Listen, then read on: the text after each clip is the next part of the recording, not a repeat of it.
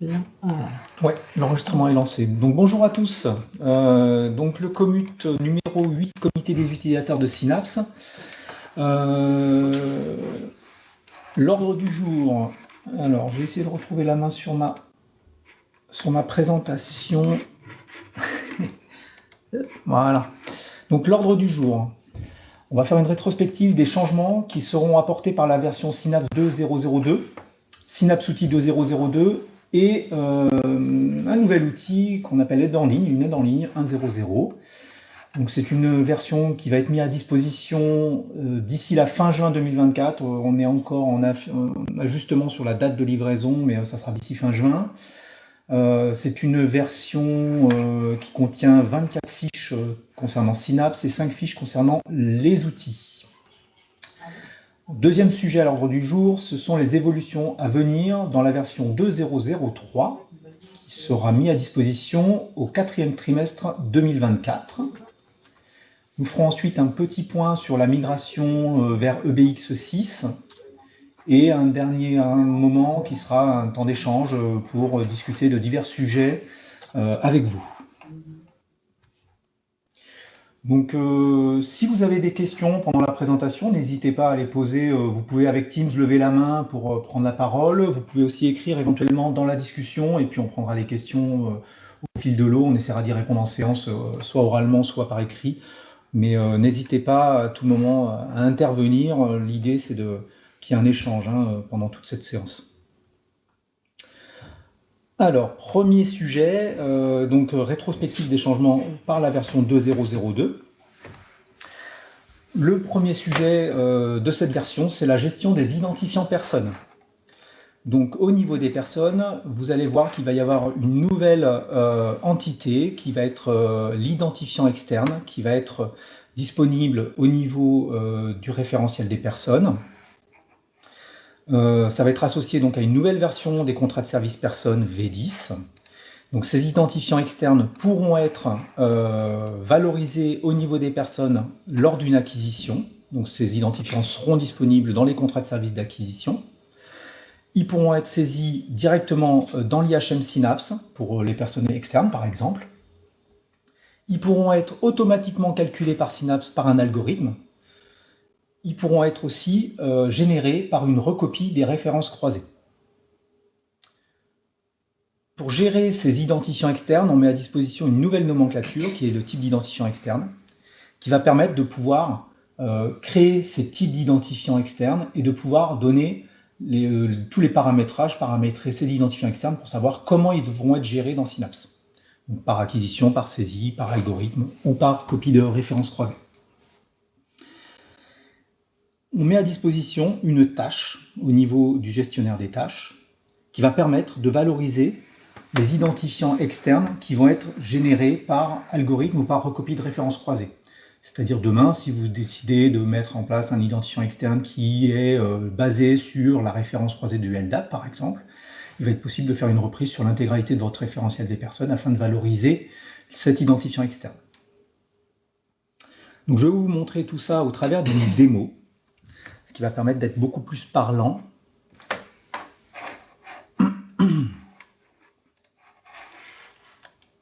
Voilà. Alors, je vais commencer par vous montrer déjà la nomenclature. Donc, le point de départ, c'est la nomenclature. Donc, au niveau des personnes, on a une nouvelle nomenclature, type d'identifiant externe, ici, qui va être valorisée avec différentes valeurs. Donc, par défaut, on va fournir en souche le login SSO, on va fournir l'identifiant métier, et c'est tout, en souche. Donc, l'identifiant métier, il va être possible, par exemple, de le valoriser avec un algorithme. Donc, nous, on fournit un algorithme par défaut, qui est le default identifiant métier. Il va être possible pour l'établissement de surcharger cet algorithme, d'en utiliser un autre pour pouvoir avoir un algorithme de génération propre à l'établissement. Donc, il nécessitera bien entendu du développement EBX spécifique, mais qui va être possible d'interfacer avec cette génération d'identifiants externes. Donc ici, pour les besoins de la démo, donc j'ai activé cet algorithme défaut identifiant métier associé à l'identifiant externe, identifiant métier unique. Pour les besoins de la démo, j'ai aussi mis en place un identifiant externe qui s'appelle matricule RH et qui, lui, va être basé sur une référence croisée provenant de SIAM. Donc là, en l'occurrence, qu'est-ce qui va se passer dans ce cas-là? Si je fais l'acquisition d'une personne provenant de SIAM, ça va me générer automatiquement un identifiant externe de type matricule RH avec la valeur de la référence croisée de SIAM. Il va être aussi possible de générer automatiquement, via les IHM de Synapse, manuellement, un identifiant. Donc là, j'ai créé un identifiant qui va s'appeler identifiant manuel, et j'ai dit que cet identifiant manuel, sur le propriétaire, c'était Synapse. Donc là, au sein des services de création-modification de personnes, il va être possible de valoriser un identifiant manuel. J'ai aussi la possibilité de dire, là par exemple pour le login SSO, la référence croisée, la valeur de ce login SSO va être valorisée avec la référence croisée de Synapse LDAP.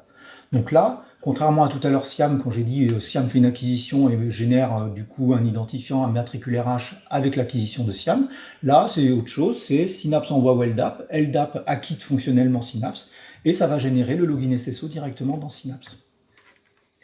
Il y a un autre cas que je n'ai pas présenté au niveau de la nomenclature, c'est ici j'ai mis Synapse, mais j'aurais pu mettre par exemple SIAM, et au niveau du pivot d'acquisition, de dire l'identifiant manuel, je le fournis moi-même, je le connais et je le fournis moi-même. Donc de dire le propriétaire, c'est une application externe. Comment ça va se représenter dans Synapse? Ici, au niveau des personnes, je vais avoir une nouvelle entité, identifiant externe. À noter que si vous n'activez aucune valeur de nomenclature de type d'identifiant externe, c'est-à-dire que vous n'allez pas utiliser cette fonctionnalité, l'entité ne sera pas visible ici. On ne met visible l'entité que si vous décidez d'utiliser cette notion. Là, je vais prendre l'exemple d'une personne. Ici, Monsieur Francis Paris, ici, il a des identifiants externes. Donc ici, un identifiant métier qui est un identifiant unique qui a été généré. Il a un matricule RH qui correspond à la référence croisée de SIAM. Donc ici, RH plus 7, ici, on va le retrouver effectivement ici. Donc c'est bien la référence croisée de SIAM qui a été dupliquée sous forme d'identifiant externe.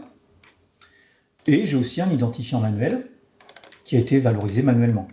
Donc là, imaginons, je veux créer une personne. Qu'est-ce qui va se passer? Je crée ma personne. Ici, automatiquement, j'ai un identifiant métier qui va être généré, puisque j'ai dit l'identifiant externe de type identifiant métier est associé à un algorithme de génération automatique. Donc ici, il m'a généré ma valeur, qui est unique, bien entendu.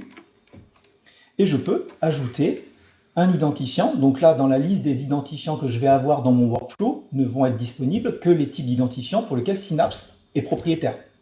Donc effectivement, ici, je peux générer un identifiant manuel. Par exemple, je vais dire, lui, c'est commute 002. Donc là, j'ai oublié de mettre, bien entendu, la date de début. Donc là, ici, j'ai généré mes identifiants. Je n'ai pas l'identifiant matricule RH, puisque c'est la référence croisée de SIAM. Je n'ai pas l'identifiant login SSO, puisque c'est la référence croisée du Synapse LDAP. Donc voilà, cette fonctionnalité, ici, elle se présente comme ça dans Synapse. Ensuite, elle va être disponible. Je vais forcer une diffusion pour vous montrer à quoi ça ressemble après derrière au niveau des pivots de diffusion. Je vais diffuser à cette application-là, parce que je sais qu'elle utilise la version 10, c'est la nouvelle version des contrats de service version 10 qui ajoute cette notion d'identifiant. Ici, quelle heure est-il? 10h13, donc c'est bien celle-ci. Donc j'ai ici ma diffusion qui vient d'être faite.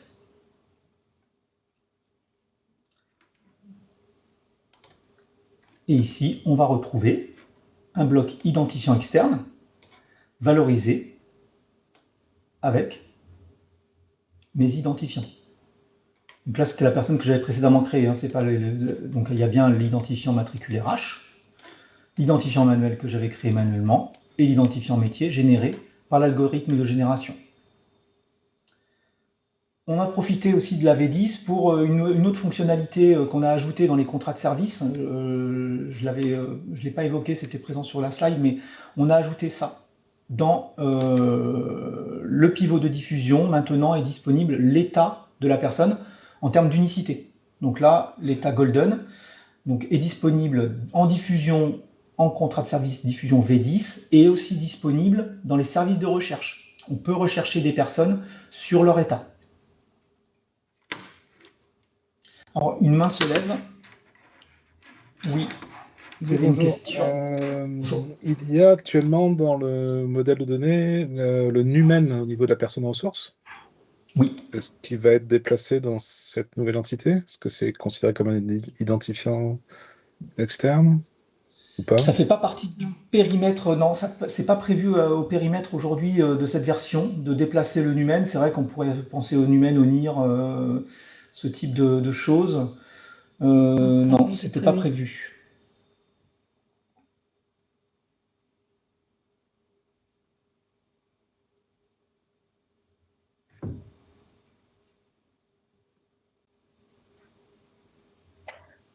Bonjour, moi j'ai une question aussi. Est-ce que vous pourriez donner un exemple d'application d'utilisation de ces référents externes?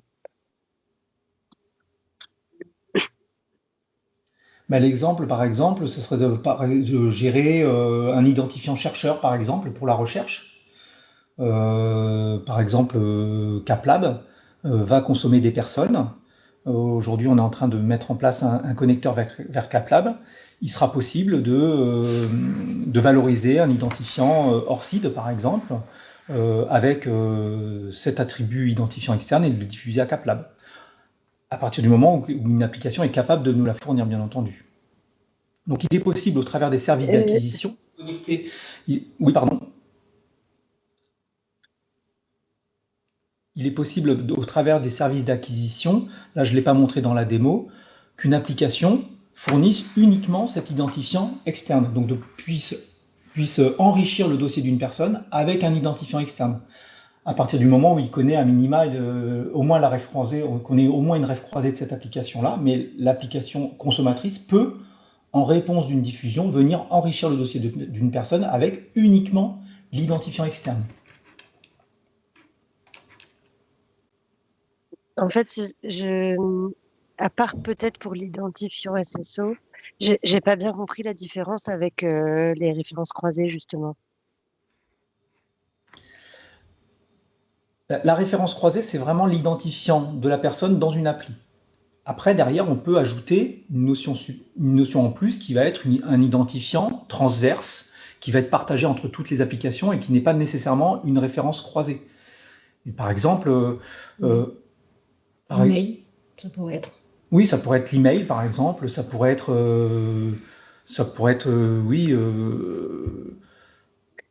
Mais l'email, il y a déjà une place pour ça. Mais, oui, okay. Sous forme de méthode de contact, absolument. Oui. Est-ce que du coup, c'est vous, François, à l'INRAE, qui aviez besoin de cette information? Est-ce que vous avez des cas concrets d'utilisation, peut-être? Je vais vous donner le cas d'usage côté INRAE. Ça va être, aujourd'hui, on a nos personnes rémunérées qui sont saisies dans un outil RH. Donc, il y a un identifiant métier RH, en effet. Et on a nos personnes non rémunérées qui sont saisies dans un autre outil, qui ont leur propre identifiant. Du coup, on n'a pas une base d'identifiants commune pour toutes les personnes. On a deux sources d'identifiants différentes. Donc là, dans Synapse, on va pouvoir générer, comme ce qui a été montré là, un identifiant avec un algorithme, et on va avoir un identifiant unique pour toutes nos personnes qu'on va diffuser dans notre SI, peu importe leur source, peu importe où elles sont saisies. Voilà. D'accord. Ouais, et pour compléter, hein, Nicolas Polanski, on a exactement le même cas d'usage à l'IRD, C'est-à-dire que précédemment, avant leur migration vers Siam, dans leur outil RH qui s'appelait Sorgo, il y avait la saisie de l'ensemble des personnels, à un moment donné, intervenant dans l'établissement et devant être reconnus du système d'information, personnel interne comme personnel externe, donc rémunéré, non rémunéré. Avec la bascule sur Siam, on a revu le cadre finalement de gouvernance ou de gestion des personnes, des types de personnes dans Siam pour ne saisir que les personnes qui font l'objet de cas d'usage RH ou qui sont acteurs de cas d'usage RH, donc notamment au niveau des externes.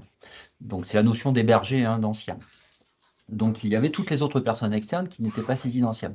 Donc le même besoin a été de substituer l'immatricule RH qui était l'identifiant métier unique dans tout le SI de l'établissement par effectivement un identifiant du même type. Et c'est cet identifiant métier qui va être utilisé après pour être propagé vers l'ensemble des applications, notamment de gestion de la recherche, des applications spécifiques de l'IRD, qui vont se trouver en amont de Synapse à travers une passerelle d'échange qui correspond en fait à l'ancien référentiel de l'IRD sur les structures et sur les personnes, mais qui continuera à diffuser ces notions-là vers les applications locales. Voilà, voilà, vraiment le besoin, c'était d'avoir un même identifiant unique généré par un point, donc là c'est le référentiel, un point déterminé avec le même type de codification. D'accord. Merci pour le complément. Et il y a Sandrine qui avait levé la main, il y a également Denis Absolument. qui a levé la main. Sandrine. Ouais, moi, c'était pour savoir l'algorithme de génération de l'identifiant. Oui. Est-ce qu'il est modifiable ou pas? Alors l'algorithme qu'on fournit n'est pas modifiable puisqu'il est, compilé, mais après vous pouvez créer vous-même vos propres algorithmes. Ça sera documenté pour pouvoir l'ajouter et qu'il soit disponible. Ensuite, je vais vous montrer, j'ai pas montré au niveau des nomenclatures, mais en fait ici, gestion des enregistrements, si je vais sur... La question subsidiaire qu'il y avait en dessous, c'est dans le flux Synapse LDAP, est-ce qu'on pourrait éventuellement utiliser cet algorithme de création d'identifiants? Alors, quand tu dis utiliser cet algorithme, tu veux dire utiliser l'information, utiliser les données d'identifiant pour valoriser des attributs LDAP? Non, carrément pour créer la fiche personne avec l'UID qu'on aurait calculé. Ah, oui, pourquoi pas. Ça peut être une idée de générer l'UID et LDAP à partir de Synapse et qu'il soit utilisé derrière dans LDAP, ouais. Pourquoi pas. Ouais, parce qu'aujourd'hui, le flux Synapse LDAP pour les personnes, on l'a pas mis en place parce que justement, on était embêté sur le calcul de l'identifiant. Oui, ça peut être un cas intéressant à utiliser, oui. Et pour te montrer, tu vois, algorithme de génération ici. Par défaut, donc, on a cet identifiant-là, cet algorithme-là. Mais après, derrière, on peut avoir une liste plus longue à partir des algorithmes que vous allez générer pour valoriser un identifiant externe. Donc en fait, il faut développer une classe Java correspondant à l'algorithme et référencer cette classe Java pour que elle apparaisse dans cette liste d'algorithmes possibles. Exactement. D'accord.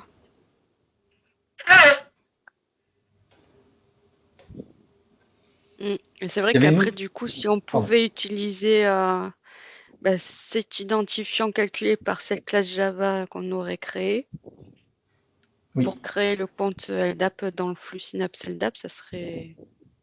Oui, c'est tout à fait royal possible. Parce que ça nous éviterait de modifier le flux, quoi, le demi-flux highway qu'on ne sait pas faire. Oui, je comprends. Ouais. Il y avait une autre question, Denis. Ouais, bonjour.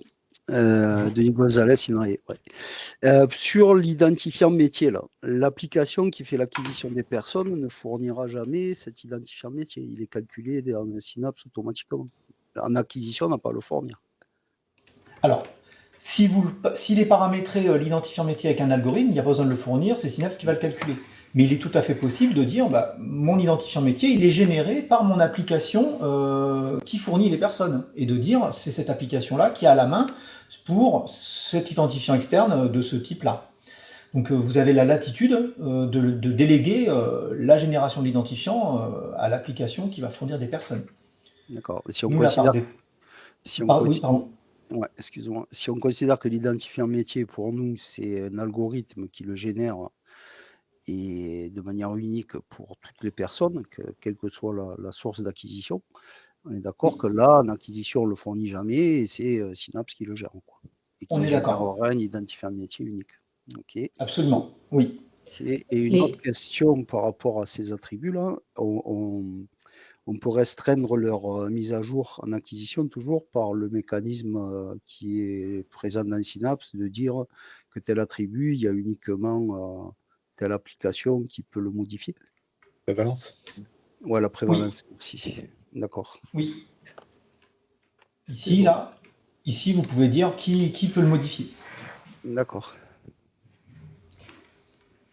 En fait, les trois nouveaux attributs sont, ces trois attributs sont exclusifs entre eux. Donc, soit tu décides de mettre un algorithme de génération, soit tu décides de mettre une ref croisée, soit tu décides de mettre une propriétaire, donc une prévalence vers une appli.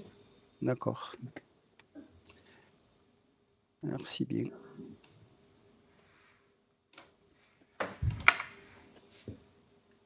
Voilà pour cette.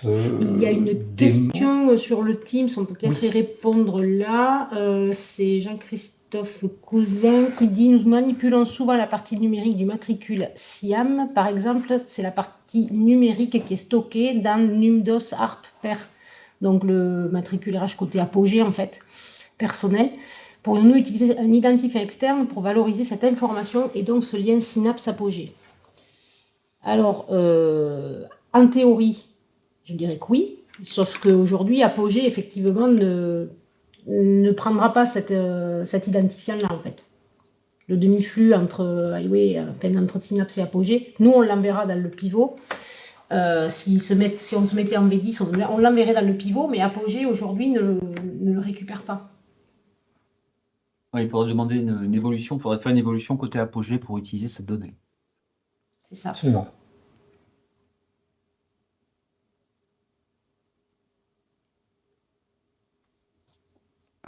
Si pas d'autres questions, on va passer à la suite de la présentation. J'en ai une autre. Nous, on fait souvent des copies de données d'un environnement sur d'autres environnements. Comment ça se passe au niveau des identifiants générés par l'algorithme? Ils sont recopiés ou ils pourront être recopiés et puis après, sur l'environnement où c'est copié, après, ça continue à les générer à partir de là où ça en est? Ou comment ça se passe? Ils seront recopiés, ça fait partie de l'objet métier des personnes. Et il faut savoir que il y a un compteur en fait qui est stocké dans la zone de paramétrage. Donc dans la copie qui inclut les données du socle, le compteur sera pris avec. Et donc après, il y aura son cycle de vie, il y aura un nouveau cycle de vie sur l'environnement cible, mais il reprendra au niveau où il était. D'accord. Donc on peut synchroniser deux environnements. Ils auront les mêmes identifiants générés. Les identifiants ne seront pas régénérés. Oui, ce sera les mêmes.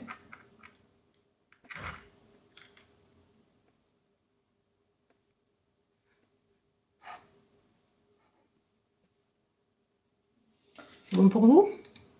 Oui, merci. Je vais passer la main à Corinne. Les slides d'après, c'est chez moi. Les sujets qu'on avait préparés.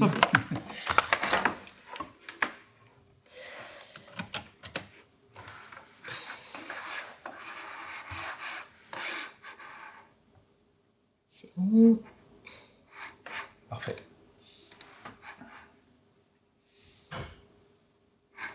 Ok. Non.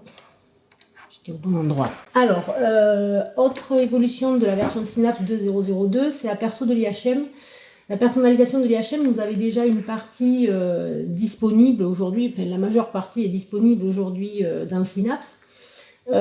Sauf qu'aujourd'hui, si vous souhaitez cacher tous les segments d'une entité, vous devez les déclarer, les paramétrer un à un dans la table de paramétrage de personnalisation de l'IHM. Pour pouvoir cacher, par exemple, toute une personne ressource, donc la personne ressource, les éléments de carrière, les hébergés, etc. Donc, on a rajouté un nouvel attribut au niveau de cette table pour masquer les entités qui sont rattachées. Donc, c'est un booléen qui est présent au niveau de la table. Et si vous décidez, par exemple, de cacher la personne ressource et toutes les entités qui découlent qui sont en dessous de la personne ressource, ben, il suffira de cocher ce booléen et ça ira cacher, du coup, tout ce qui est éléments de carrière, hébergé, affectation, contrat, activité supplémentaire. Donc, rapidement, je vais vous montrer dans Synapse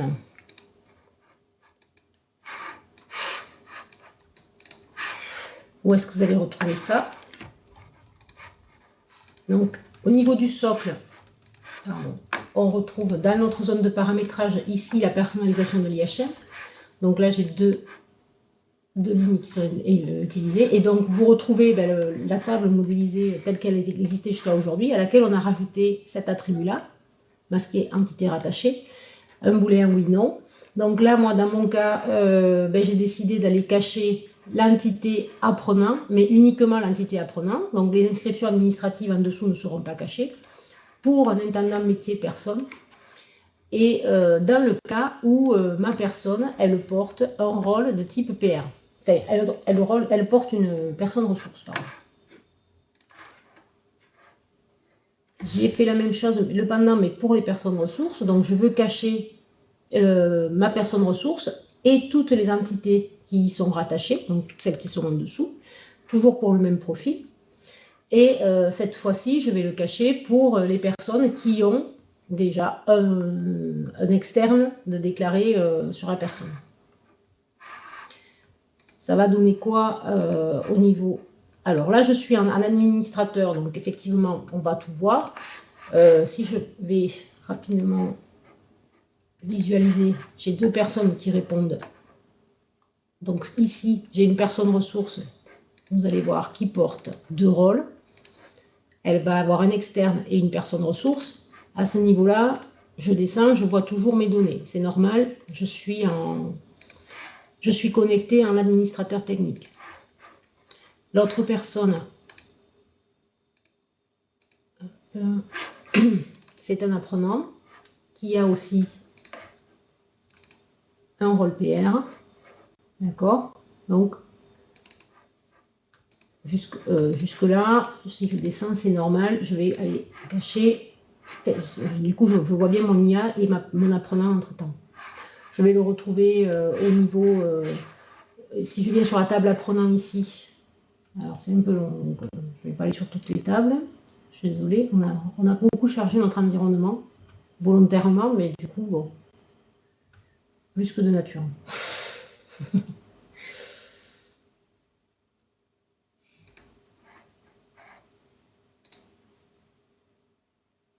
Et là, je le fais repartir.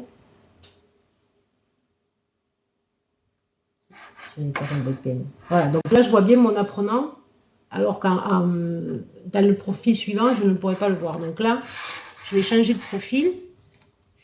Je vais me positionner en intendant métier personne, puisque c'est le profil que j'ai déclaré dans mon paramétrage. Alors, mon intendant métier personne, il est intendant référence nomenclature et intendant socle. Donc, il a accès à la perspective avancée. Si je viens, du coup, sur mes tables personnes, donc là, je vais retrouver mes deux personnes.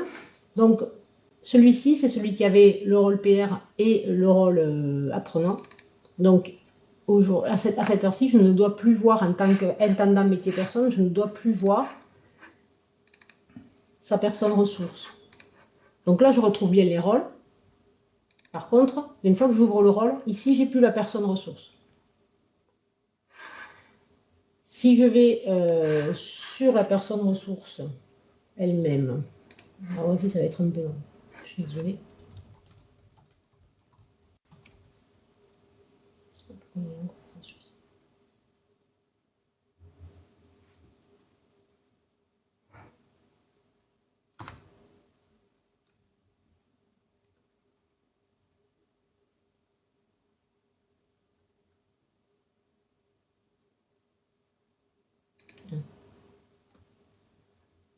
Je ne le vois pas, puisque effectivement, il est caché. Ça sera la même chose sur l'élément de carrière, même chose sur les affectations. Je ne vais pas pouvoir visualiser. Par contre, si je vais sur mon apprenant, ici, effectivement, je ne verrai pas l'apprenant.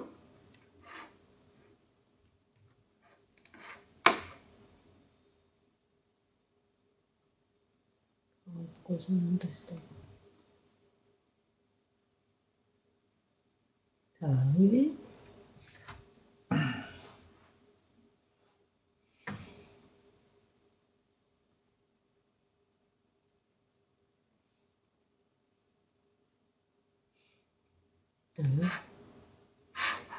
Donc là, je ne vois pas mon apprenant. Ça pourrait arriver sur un apprenant qu'on ne voit pas. Par contre, si je vais sur l'IA, ici, la règle que j'ai mise, c'est de ne cacher que l'apprenant et pas les entités rattachées. Donc là, je vais retrouver mon IA.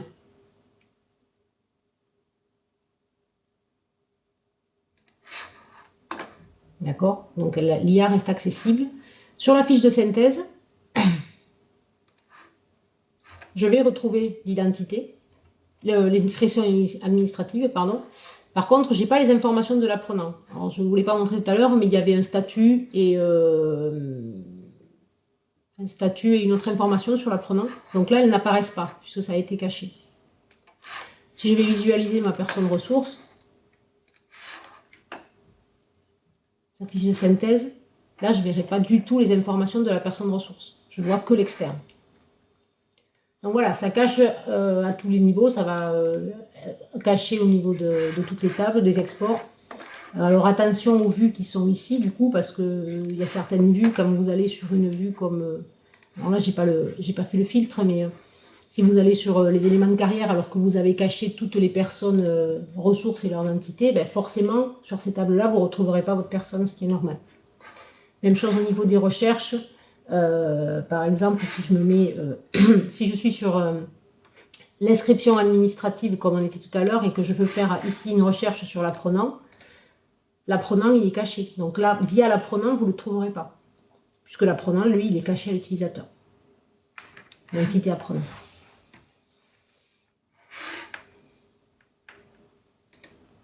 Voilà pour la perso de l'IHM qui a un peu évolué. Vous n'avez pas de questions? Quelqu'un lève la main? Oui, moi j'ai une petite question, mais en fait vous venez de dire qu'il a un peu évolué, parce que j'allais dire que c'était déjà présent cette possibilité de personnaliser les HM. Oui. J'ai pas saisi ce qui était nouveau, mais alors c'est dans la présentation de... Non, c'est parce qu'aujourd'hui, si vous souhaitez à ce niveau-là, si vous souhaitez, comme ici, cacher la personne ressource et toutes les entités en dessous, donc éléments de carrière, hébergé, affectation, activité supplémentaire à contrat, vous êtes obligé de déclarer une ligne, à chaque fois une ligne ici. Oui. Une ligne par entité. Ouais. Là, l'objectif, c'est que si vous souhaitez tout cacher, vous mettez juste le masqué entité rattachée à oui, et ça va cacher tout ce qui est en dessous. Tout ce qui est derrière, d'accord. Avec les conséquences que ça a derrière sur l'IHM. Oui. Eh ben, j'en profite pour poser une question sur cette personnalisation d'IHM. J'ai remarqué que quand une personne a plusieurs... enfin, un utilisateur a plusieurs... je ne sais plus comment ça... C'est ça, intendant métier, oui, rôle, mais quand quelqu'un est à la fois intendant métier et gestionnaire de personnes, etc., si on le cache pour l'intendant métier, par exemple, c'est caché pour la personne, même s'il est aussi autre chose. C'est bien comme ça que ça fonctionne. J'en profite pour... Si on cache pour le rôle intendant métier... mettons que quelqu'un soit lecteur personne et intendant personne. Ouais. On veut le cacher pour les lecteurs, mais l'autoriser pour les entendants. Oui. Ça sera quand même caché puisque la personne est aussi lecteur. Normalement, dans ce sens-là, non. Si c'est caché, pour moi, aujourd'hui, si c'est caché pour le lecteur et que la personne a un rôle supérieur à lecteur, je pense que c'est le rôle supérieur qui doit prendre le dessus. J'ai pas l'impression, mais bon. J'ai pas la certitude là. C'est pas sûr. Ouais. Oui, il me semble que justement j'avais un problème, je voyais pas les clés primaires et en enlevant des rôles, j'ai pu les revoir. Je pense que c'est parce que je les avais cachés pour les lecteurs ou quelque chose comme ça. Mais bon, à creuser. D'accord. Mais ça, c'est Je quelque chose qu'il profitais faut juste qu'on- parce que vous présentez là-dessus, mais Non, mais On c'est quelque vérifie. chose qu'on peut vérifier pour confirmer parce qu'effectivement, pour moi, c'était. En fait, on fait souvent les tests rôle par rôle ou utilisateur par utilisateur, mais Oui. j'ai jamais oui, ouais. Quelqu'un qui ait plusieurs choses. Ouais, après, en même temps, Idéalement, c'est je pas. pense que En ça même temps, devrait c'est fonctionner certainement comme. vrai parce que je me rends compte que la personne que c'est une personne que j'ai mis là, l'intendant métier. En fait, c'est pas. C'est une personne chez nous qui est déclarée. Elle s'appelle intendant métier personne, quoi. Mais elle a derrière, elle a 3 rôles. Elle a le rôle d'intendant référentiel nomenclature, intendant socle et intendant personne. Bon, en même temps, c'est que le module personne, le référentiel personne, donc c'est un mauvais exemple. Oui. Ok, bon. Parce que c'est vrai que la façon dont vous avez dit, ça devrait quand même l'autoriser. Je Après, trouve vous que ça savez, serait mieux, mais. après, vous savez que si vous avez une personne qui est intendante personne, vous n'avez pas besoin de lui mettre le rôle lecteur personne. Par définition, Oui, oui, oui. l'intendant est lecteur aussi. Bah, je l'ai compris du coup. Mais ouais. Oui, peut-être c'est Mais juste comme ça qu'il faut ouais, faire. c'est quelque chose qu'il faut qu'on contrôle, ça, effectivement. Ok, merci beaucoup en tout cas. Pour confirmer. C'est clair du coup. Avec plaisir. Merci. S'il n'y a pas d'autres questions, c'est bon pour tout le monde. Je passe à la suite. Alors, la suite, c'est la connexion au 2. Alors, on a rajouté cette donnée-là au niveau des abonnements Synapse. L'objectif, c'est bien sûr de pouvoir diffuser en passant par ce type d'authentification. Donc, au niveau des abonnements, on a rajouté le bloc d'information authentification, où vous allez retrouver 2 types d'authentification qui sont proposés, c'est soit le basique, soit le Hot 2. Et donc pour le Hot 2, vous allez avoir bien entendu 3 attributs obligatoires à saisir, en plus de l'information de contact. Donc l'information de contact, ça va rester votre URL de diffusion, ça ne bouge pas. Par contre, vous allez avoir pour le Hot 2, vous allez avoir donc le serveur d'authentification, où vous allez renseigner l'URL, donc l'identifiant et le client secret pour Hot 2. À renseigner obligatoirement. Ça a été mis en place en vue, notamment aujourd'hui, vont l'utiliser le CIFAC Plus et le SR Mission, c'est ça, si je ne me trompe pas. Vous avez bien sûr possibilité toujours de faire des authentifications en basique. Alors les authentifications en basique telles qu'elles sont définies aujourd'hui dans vos abonnements, en général, c'est utilisateur, mot de passe, arrobase et derrière l'URL de diffusion. Ça fonctionnera toujours. Si vous avez des abonnements comme ça, vous pouvez les conserver tels qu'ils sont. Mais vous pouvez sélectionner un type d'identification basique, et là, vous aurez un utilisateur et un mot de passe à saisir. Et du coup, dans l'information de contact, vous pourrez ne mettre que l'URL si vous le souhaitez. Donc, vous avez pour le basique, l'ancien et le nouveau fonctionnent. Pour le 2, c'est nouveau, donc voilà. Je n'ai pas de démonstration là, parce que je vous ai juste mis une copie d'écran par rapport à l'abonnement, ce qui s'est rajouté au niveau des abonnements, en fait. Vous allez retrouver. OK. Donc, oui, juste pour insister, hein, donc, Nicolas Klonsky, cette évolution au niveau de Synapse accompagne la mise en œuvre du mode service au niveau de l'offre logicielle de l'AMU, à commencer par CIFAC+. C'est-à-dire qu'aujourd'hui, avec CIFAC+, pour vous permettre effectivement des échanges de données avec CIFAC+, vous passez par une nouvelle plateforme d'échange autour d'un API Manager qui s'appelle Gravity.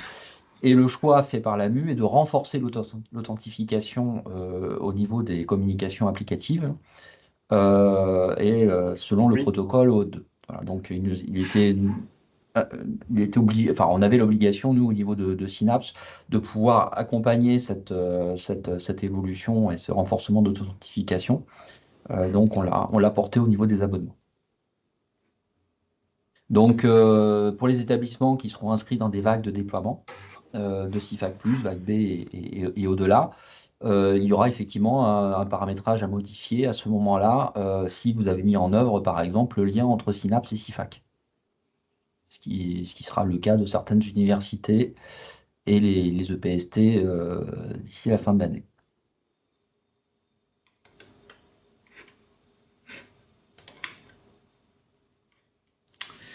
Merci pour le complément.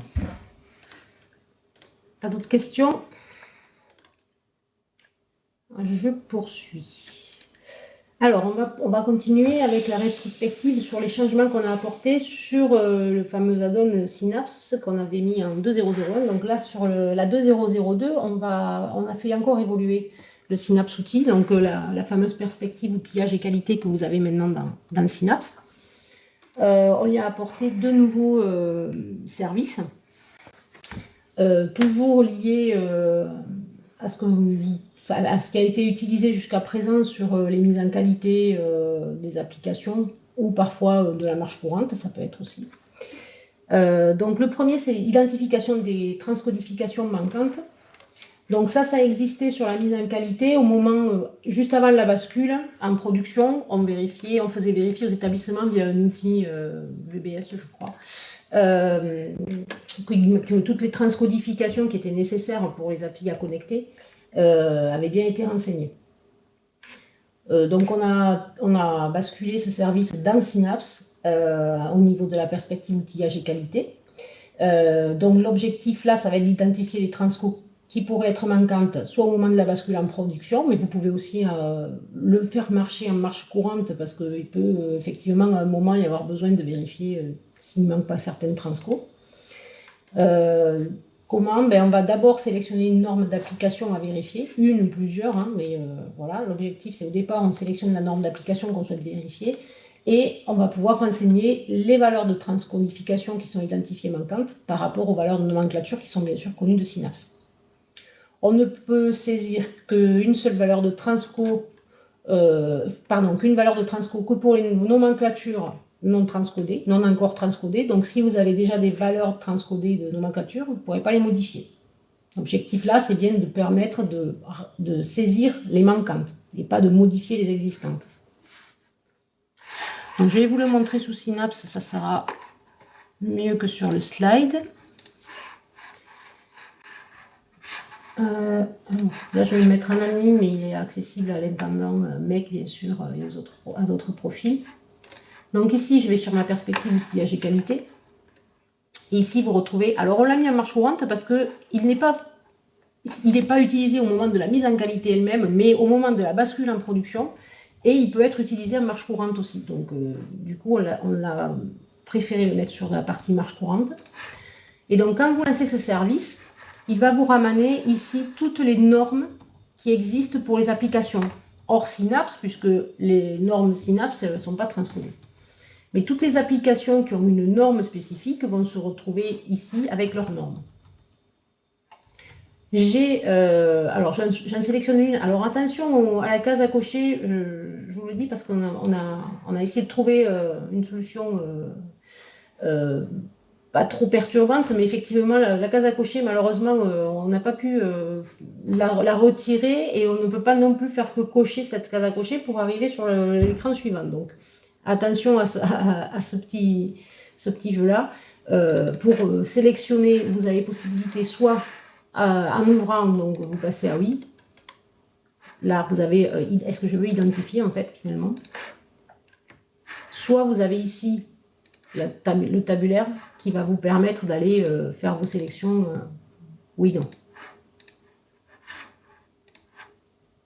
Une fois que j'ai défini là où les normes, parce que vous pouvez en prendre plusieurs, hein, là où les normes que je veux vérifier, ben, j'accepte mon workflow, ma première étape, et là, il va me ramener autant de lignes finalement que j'ai de valeurs de nomenclature pour Synapse. Ben, il va aller vérifier, lui, quels sont les transcos qui existent, et il va me dire, bon, ben, ok, donc là, la seule transcodification qui existe sur cette norme-là, donc nature, structure, LDAP, c'est la transco qui va depuis Synapse vers LDAP. Alors, pourquoi je dis ça? Parce que j'ai la transco qui est de nature, structure vers nature, structure, LDAP. Donc, nature, structure, c'est celle de Synapse, ça, c'est celle du LDAP. Donc, je suis dans le sens Synapse vers LDAP, donc sur la diffusion.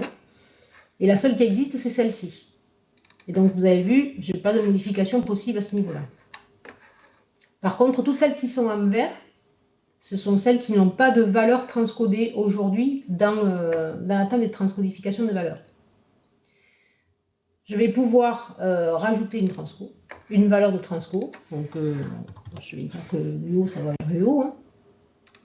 D'accord? Ce qui me retire mon petit warning, puisque le petit warning, il est là pour dire, voilà, je n'ai pas de gênant. Vous devez saisir la transco si elle existe pour l'application qui utilise cette norme. Et les lignes sont en vert, pourquoi? Parce que ça, c'est le standard Synapse. Dès qu'on souhaite créer une ligne, il nous la met en vert pour signifier création ou modification. Et là, en l'occurrence, ces lignes-là, si je renseigne une valeur ici, elle va être créée.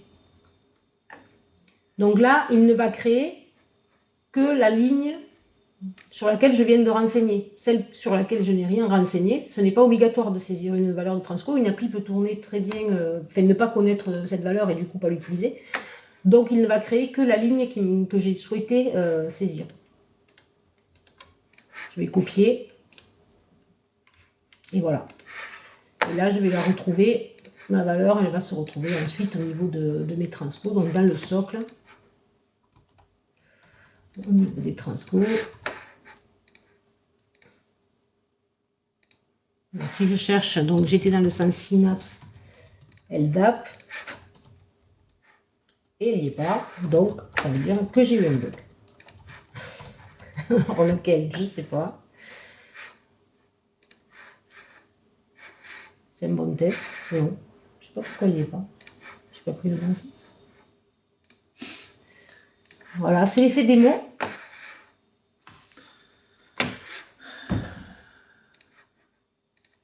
Voilà. Je vérifie, mais je ne vais pas vous garder pendant 2 heures sur la recherche du bug. Hein.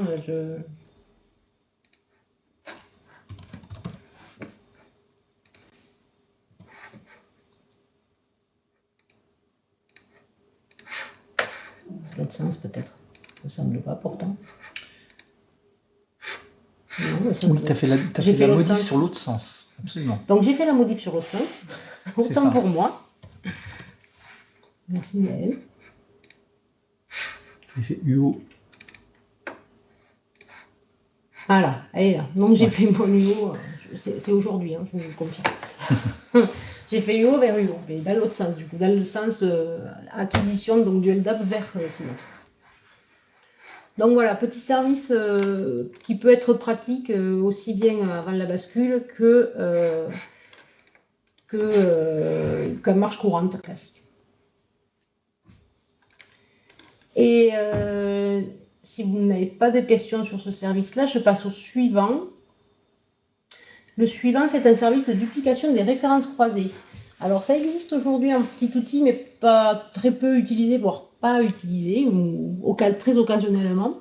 L'objectif de ce service, ça va être de connecter une application à Synapse, mais sans passer forcément par les phases de mise en qualité que vous connaissez, où on vérifie, on fait une alimentation, on vérifie la qualité des données, on vérifie l'état des personnes, on fait les dédoublonnages, etc.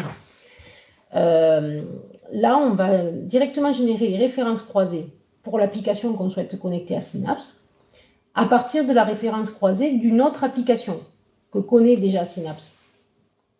D'accord ? Donc, l'application à connecter, elle va mettre à disposition un fichier CSV où elle nous fournira l'identifiant de l'application, enfin la ref croisée finalement, ou le matricule RH si vous voulez, si on prend par exemple la RH, elle nous fournirait le matricule RH de l'appli RH et son identifiant à elle.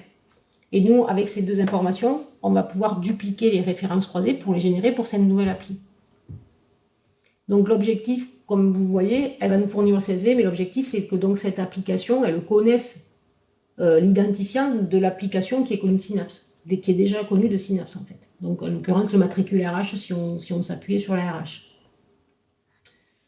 Ce service, il devrait être utilisé, enfin il devrait non, il sera utilisé notamment pour connecter FCA Manager à Synapse, pour les établissements qui souhaiteraient le connecter.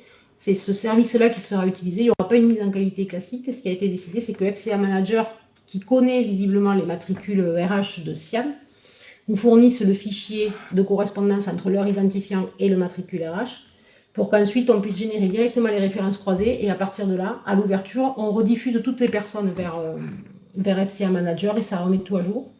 FCA Manager considérant que c'est Synapse qui a raison sur les données. Ce qui n'exclut pas une mise en qualité classique pour les établissements qui souhaiteraient le faire. Mais en tout cas, ce n'est pas ce qui a été aujourd'hui projeté pour FCA Manager. Et donc, ce service-là, pareil, vous le retrouvez donc sous la nouvelle perspective outillage et qualité. Lui, il est bien sur la partie mise en qualité. C'est l'objectif. Et donc, quand vous sélectionnez ce service, vous lancez ce service, il va vous demander le fameux fichier CSV qui doit être généré par l'application à connecter. Donc moi, j'ai un petit fichier que je me suis généré sur des références croisées personnes où je lui dis l'application que Synapse connaît aujourd'hui et pour lequel je fournis l'identifiant, c'est SIAM. Donc je mets une matricule RH. Et l'autre application, l'application que je souhaite connecter, donc pour laquelle je veux créer mes rêves croisés, ça va être FCA Manager. Pourquoi? Pour des objets métiers personnes. Je vais télécharger le fichier.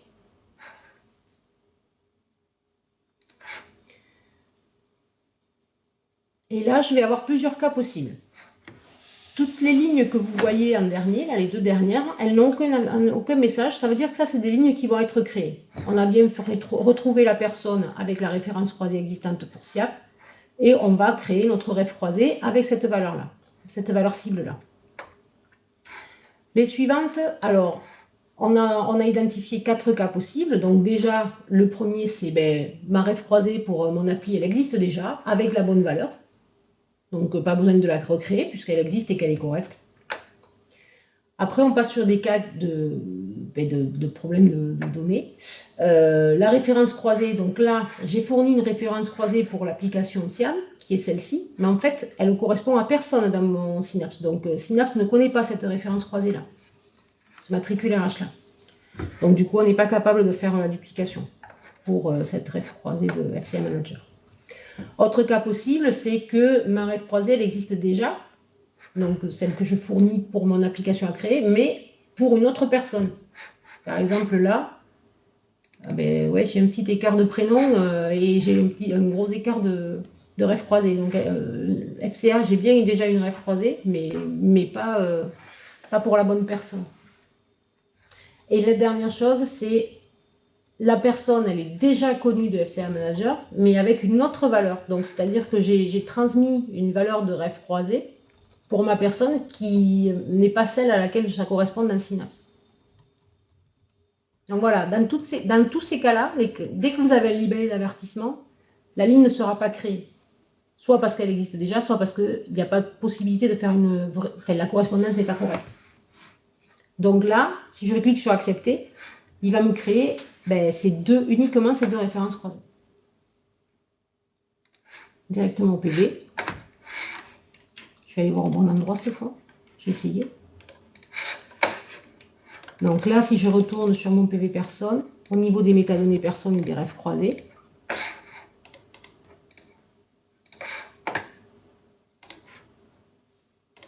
ils viennent de me créer mes deux références croisées pour FCA Manager, donc sur les UID des personnes qu'il avait identifiées et avec les valeurs cibles que je lui ai fournies. Voilà, une petite facilité pour connecter certaines applications à Synapse. Est-ce que vous avez des questions là-dessus ou pas du tout? Ou est-ce qu'on poursuit?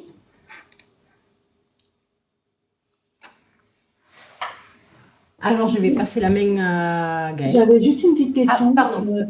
Oui. FCA Manager, il est capable actuellement de générer le fichier CSV avec les rêves croisés, justement?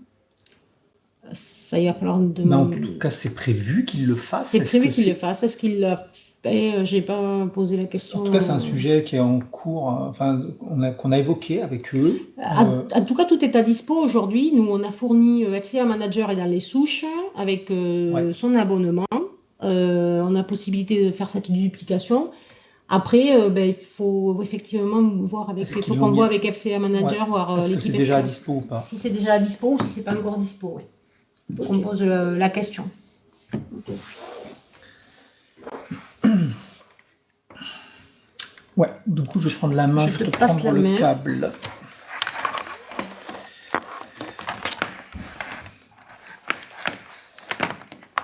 Désolé pour le petit ping-pong. Hop.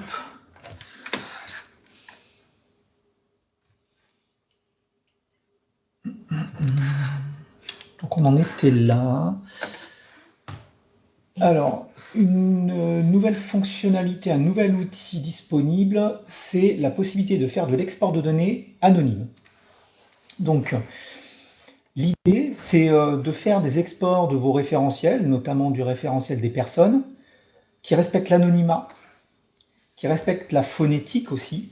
Donc, pour des problématiques liées au dédoublonnage, on veut garder des données cohérentes phonétiquement. On conserve la volumétrie et on conserve aussi l'écosystème. L'écosystème, c'est les différentes références croisées, les contributeurs, les applis propriétaires, etc. que vous pouvez trouver au niveau des données. Donc pour réaliser cet export anonyme, ce qu'on a mis en place, c'est la possibilité de faire un export de données d'état civil qui sont randomisées, donc ce qui permet de garder et la volumétrie et la phonétique. On supprime tout ce qui permet d'identifier les personnes.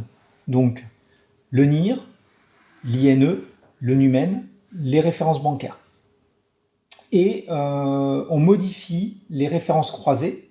Donc on conserve la présence de chacune des références croisées pour chaque personne, mais on régénère des nouvelles valeurs pour ne pas pouvoir faire le lien avec les différentes applis.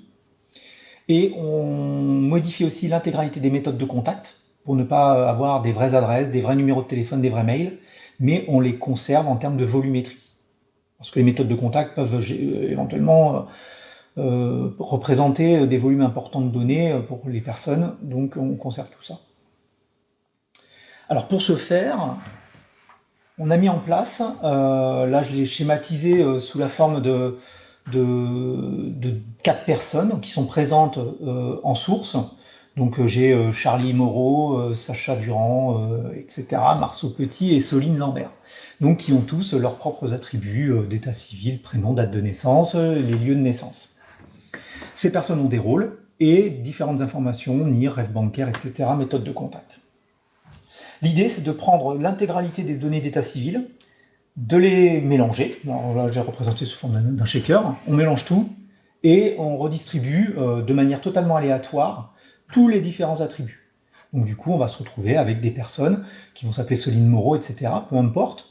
L'idée, c'est de conserver la cohérence de phonétique et la volumétrie. Et là, on est totalement incapable de pouvoir identifier les personnes.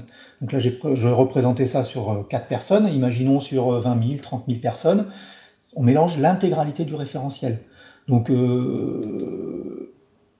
on conserve des rôles. Donc, un apprenant, il peut se retrouver éventuellement personne ressource, mais à la limite, peu importe, c'est pas ça qui importe. On retrouve donc les rôles qui sont à l'identique. Donc, la personne ressource aura toujours son élément de carrière, aura toujours ses mêmes affectations, etc.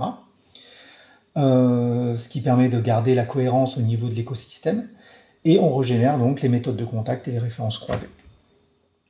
Je ne vais pas faire de démo de cet outil parce que son exécution, elle est longue. Nous, on a un environnement avec 200 000 personnes, donc elle est potentiellement longue. Ça n'a pas un grand intérêt. Juste, je peux vous montrer où est-ce qu'elle est située.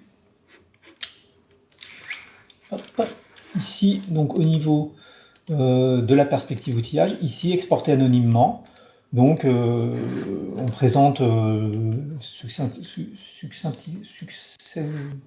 manière succincte le service. Donc, ça réalise un export de l'annuaire, du socle, des nomenclatures des personnes. Et ça explique un peu ce que ça va faire. Donc, on va combiner les données suivantes, ce que j'expliquais dans le schéma avec les différents attributs d'état civil. On supprime ces données-là et on anonymise les méthodes de contact et les valeurs cibles de référence croisées. Ici, on peut voir qu'on a accès aux différents exports qui ont déjà été réalisés. On peut les retélécharger sur le poste en local et l'idée, c'est ce fichier, après, qui est généré, peut être utilisé sur le service qui est déjà disponible depuis la 2.0.0.1, qui est l'import des données d'un autre environnement. Donc le fichier généré est compatible avec ce service d'import. Une main levée, je vois. Oui, il y a une question. Oui, juste pour être surtout bien comprendre, les autres attributs, éléments de carrière, affectation, tout ça, eux ne sont pas changés. Ils ne sont pas changés. Pas mixés, mais ils sont bien dans l'export. Ok. Oui. Et ok. Après, je sais pas si ça suffit. Enfin, je suis plus du tout expert sur le sujet là. Côté les DPO, ils vont être contents avec ça. Enfin, c'est suffisant comme un niveau d'anonymisation. Alors, Ça respecte des principes. Enfin, je connais pas. Hein. C'est vraiment une question ouverte. Alors, ce sujet, on l'a travaillé. On a fait un petit atelier avec l'Université Polytechnique des Hauts-de-France, qui sont peut-être avec nous d'ailleurs. Ils sont à l'origine de la demande.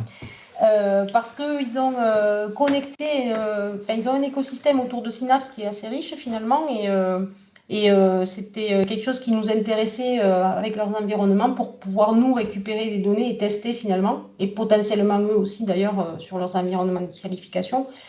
Donc de mémoire, alors Yannick, si tu es là, tu pourras me confirmer. Oui, Johan, je pense que Johan n'est plus là. Je crois que Johan avait vu avec son DPO qu'il avait dit que c'était correct. Que ce soit payant, toi, eux, ça leur convenait. Ok. Merci.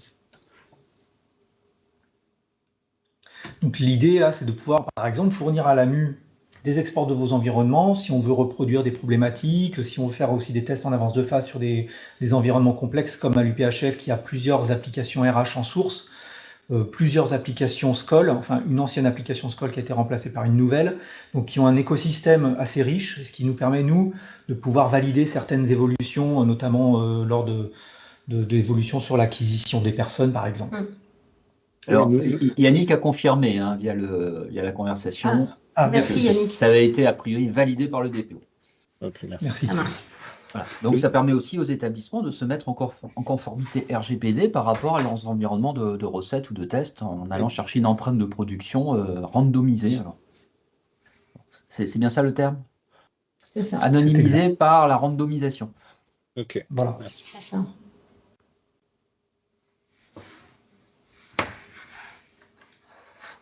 Alors, Si on a pas une d'autres question. Est-ce que Anthony Newton, il est taquin, Anthony, je lui répondrai en aparté. Est-ce que le DPO de l'AMU a validé la solution d'anonymisation de l'export? Je ne répondrai pas. Alors, étant DPO de mon établissement, la permutation des attributs est une technique très connue pour réaliser l'anonymisation et plus la base est grosse, plus cette permutation pour anonymiser est pertinente. Voilà. Donc, effectivement, au niveau d'un référentiel personne, si on y intègre les apprenants, on peut se retrouver avec 50 000, 70 000 personnes. Et on a eu des gros établissements avec plus de 200 000 personnes. Bon, on a des gros établissements avec plus de 200 000 personnes. C'est exactement ce que je disais. Effectivement, là, sur mon exemple de 4 personnes, c'est pas forcément parlant, mais imaginons qu'il y a 50 000 personnes, forcément, la randomisation est beaucoup plus pertinente. Oui. Ok.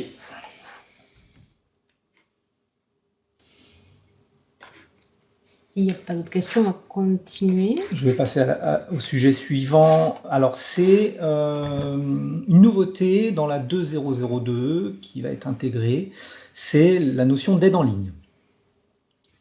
Alors, l'aide en ligne, l'idée, c'est d'afficher dans Synapse des informations qui seraient contextualisées à l'action qui est en cours dans l'outil, qui permettent de guider l'utilisateur dans les workflows. Cette information, elle est aussi liée à la version de Synapse que vous utilisez. Donc là, ça va être mis à disposition dans la version 2002. Donc les informations qui vont s'afficher vont être contextualisées à la version 2002. Quand une nouvelle version va être mise à dispo, tant que vous ne l'avez pas installée, la documentation qui va être associée restera compatible avec la 2002. Et cette doc pourra être du coup aussi affichée directement dans votre navigateur web et vous pourrez naviguer directement dedans. Rien de mieux qu'une démo pour vous le présenter. Donc, on peut constater que là, je suis sur l'outil d'export anonyme, par exemple. Et on voit qu'il y a 2 nouveaux boutons en bas.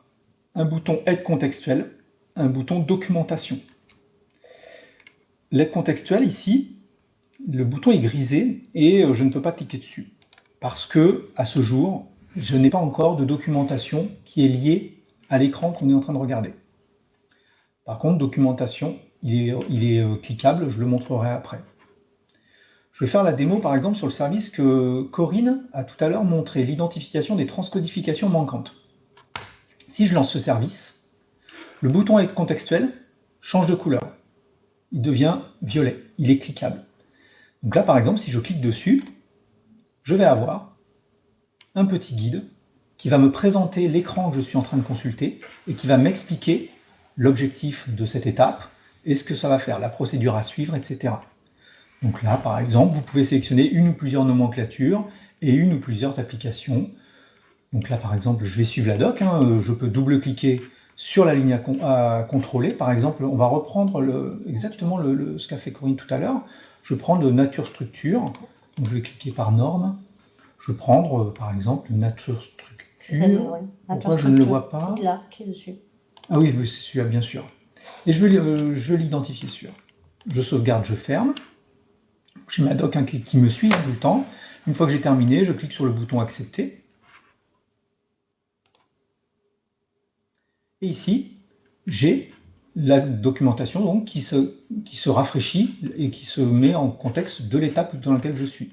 Donc voilà, cette étape me permet, pour chaque nomenclature associée à la norme sélectionnée, l'objectif de ce tableau est d'identifier et de valoriser les transcos manquantes afin de les corriger. Donc il y a toute l'explication de l'objectif de cet écran et la documentation de chaque étape, enfin chaque attribut, à quoi il sert, ce que ça signifie, etc., comment ça fonctionne, et la procédure à suivre. Donc là, l'idée, c'est de pouvoir directement dans les différents services, par exemple, je vais le faire par exemple, ici, intégrer les données de la CCE, pareil, j'ai la possibilité d'avoir une aide. Donc cette aide est actuellement en cours de rédaction, donc vous verrez que tous les services n'ont pas encore l'aide disponible. C'est totalement à l'extérieur de Synapse. Donc, quand l'AMU mettra à disposition des mises à jour de doc ou des nouvelles docs, ça se mettra automatiquement dans Synapse. C'est juste un appel externe en fait à un outil qui est directement hébergé chez nous. Et là, je vais l'ouvrir directement en mode plein écran, ici documentation. Alors avant de montrer le mode plein écran, on peut aussi l'agrandir un peu comme ça, directement dans EBX, via ce petit bouton ici. Mais je peux aussi du coup l'ouvrir en plein écran là, directement dans un autre onglet. Donc là, j'arrive sur la page d'accueil de la documentation, qui est liée à ma version, et où je retrouve finalement toutes les pages de l'aide en ligne qui est ici. Par exemple, là, intégrer les données de la CCE, je vais le retrouver ici, avec les différentes étapes de ce service.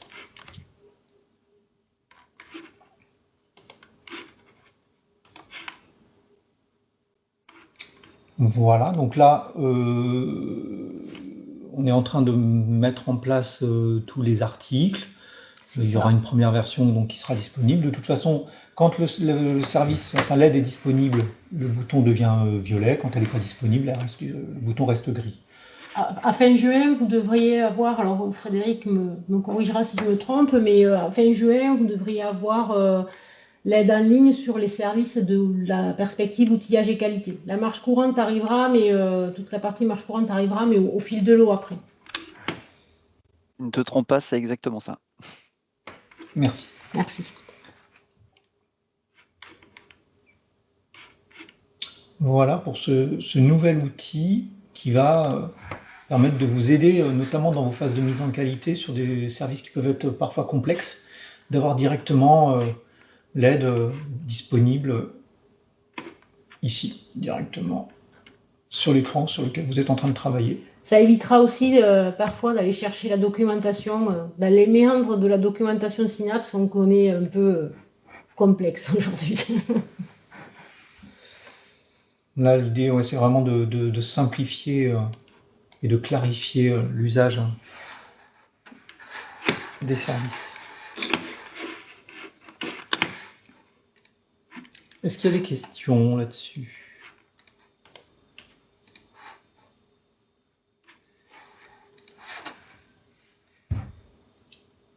Non, pas de questions. Ensuite. Alors, on a fait le tour de la 2002. et donc de l'aide en ligne qui arrive avec. Donc maintenant, on va vous présenter les évolutions majeures qui vont arriver sur la version 2.0.0.3 qui arrivera sur le T4 2024. C'est ça. La première fonctionnalité, c'est la possibilité de créer une personne sans rôle. Donc de créer finalement uniquement une identité de personne, sans dire si elle est externe, personne ressource ou apprenant. Donc elle pourra être créée sans rôle directement dans les workflows de création, modification de personnes, et également en acquisition. Alors cette fonctionnalité va être optionnelle. Donc par défaut, la présence d'un rôle sera obligatoire pour créer une personne. Il sera possible pour un établissement de dire moi, établissement, je suis d'accord pour créer des personnes sans rôle. Donc il ne sera pas obligatoire, enfin vous ne serez pas l'utilisateur quand il sera dans son workflow de création de personnes, il pourra toujours être bloqué s'il ne crée pas de rôle par exemple. Donc il faut bien dire que cette fonctionnalité elle est optionnelle. Le besoin, c'est de pouvoir créer à minima des attributs d'état civil d'une personne et de pouvoir commencer à la diffuser aux différentes applications qui pourraient être intéressées par cette typologie de personne qui n'a pas de rôle.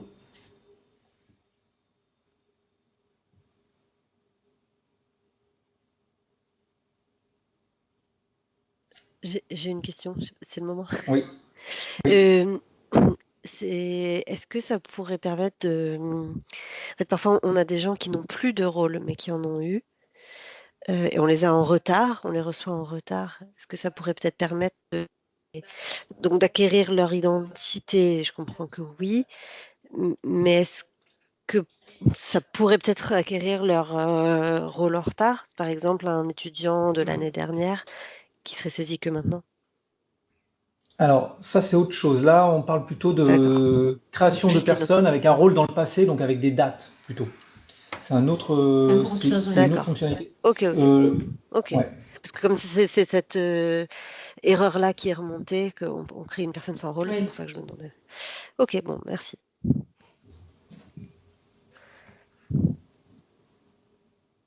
Pas d'autres questions là-dessus?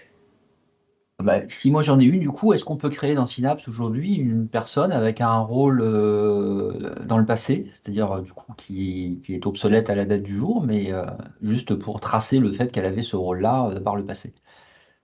Aujourd'hui, c'est possible. Donc, soit via les workflows, tu peux créer donc une personne externe avec son rôle externe dans le passé, ou créer par acquisition une personne avec des dates dans le passé. Une application qui envoie les dates. Avec une application qui est capable de dire moi, je t'envoie ma personne ressource avec un élément de carrière dans le passé, donc avec des dates. Ce qui n'est pas aujourd'hui le cas dans l'écosystème AMU.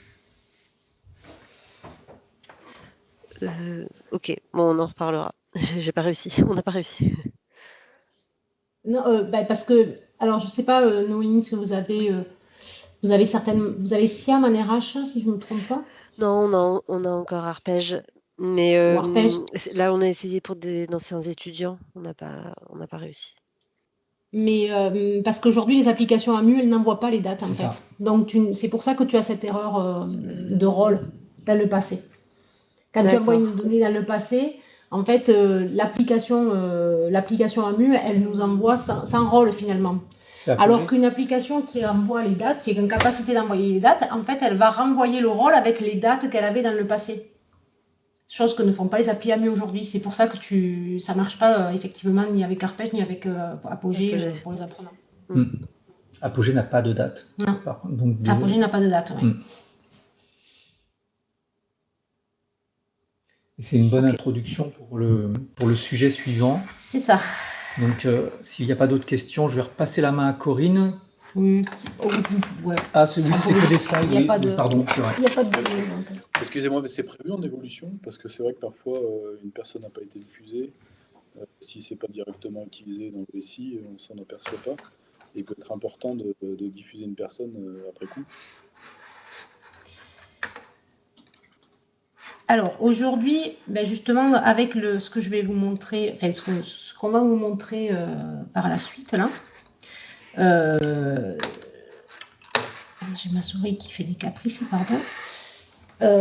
Justement, on a un projet de gestion, on est en train de refondre la gestion des dates, en fait, dans Synapse.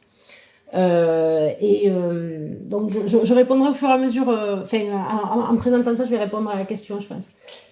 Donc, on a la version 2.0.03, le gros du sujet, ça va être la gestion des dates, où on refond toute la fonctionnalité, parce que jusqu'à aujourd'hui, on avait une table de gestion des dates et on déclarait les applications dans cette table pour dire, toi, tu m'envoies les dates, donc je te traite de cette façon-là.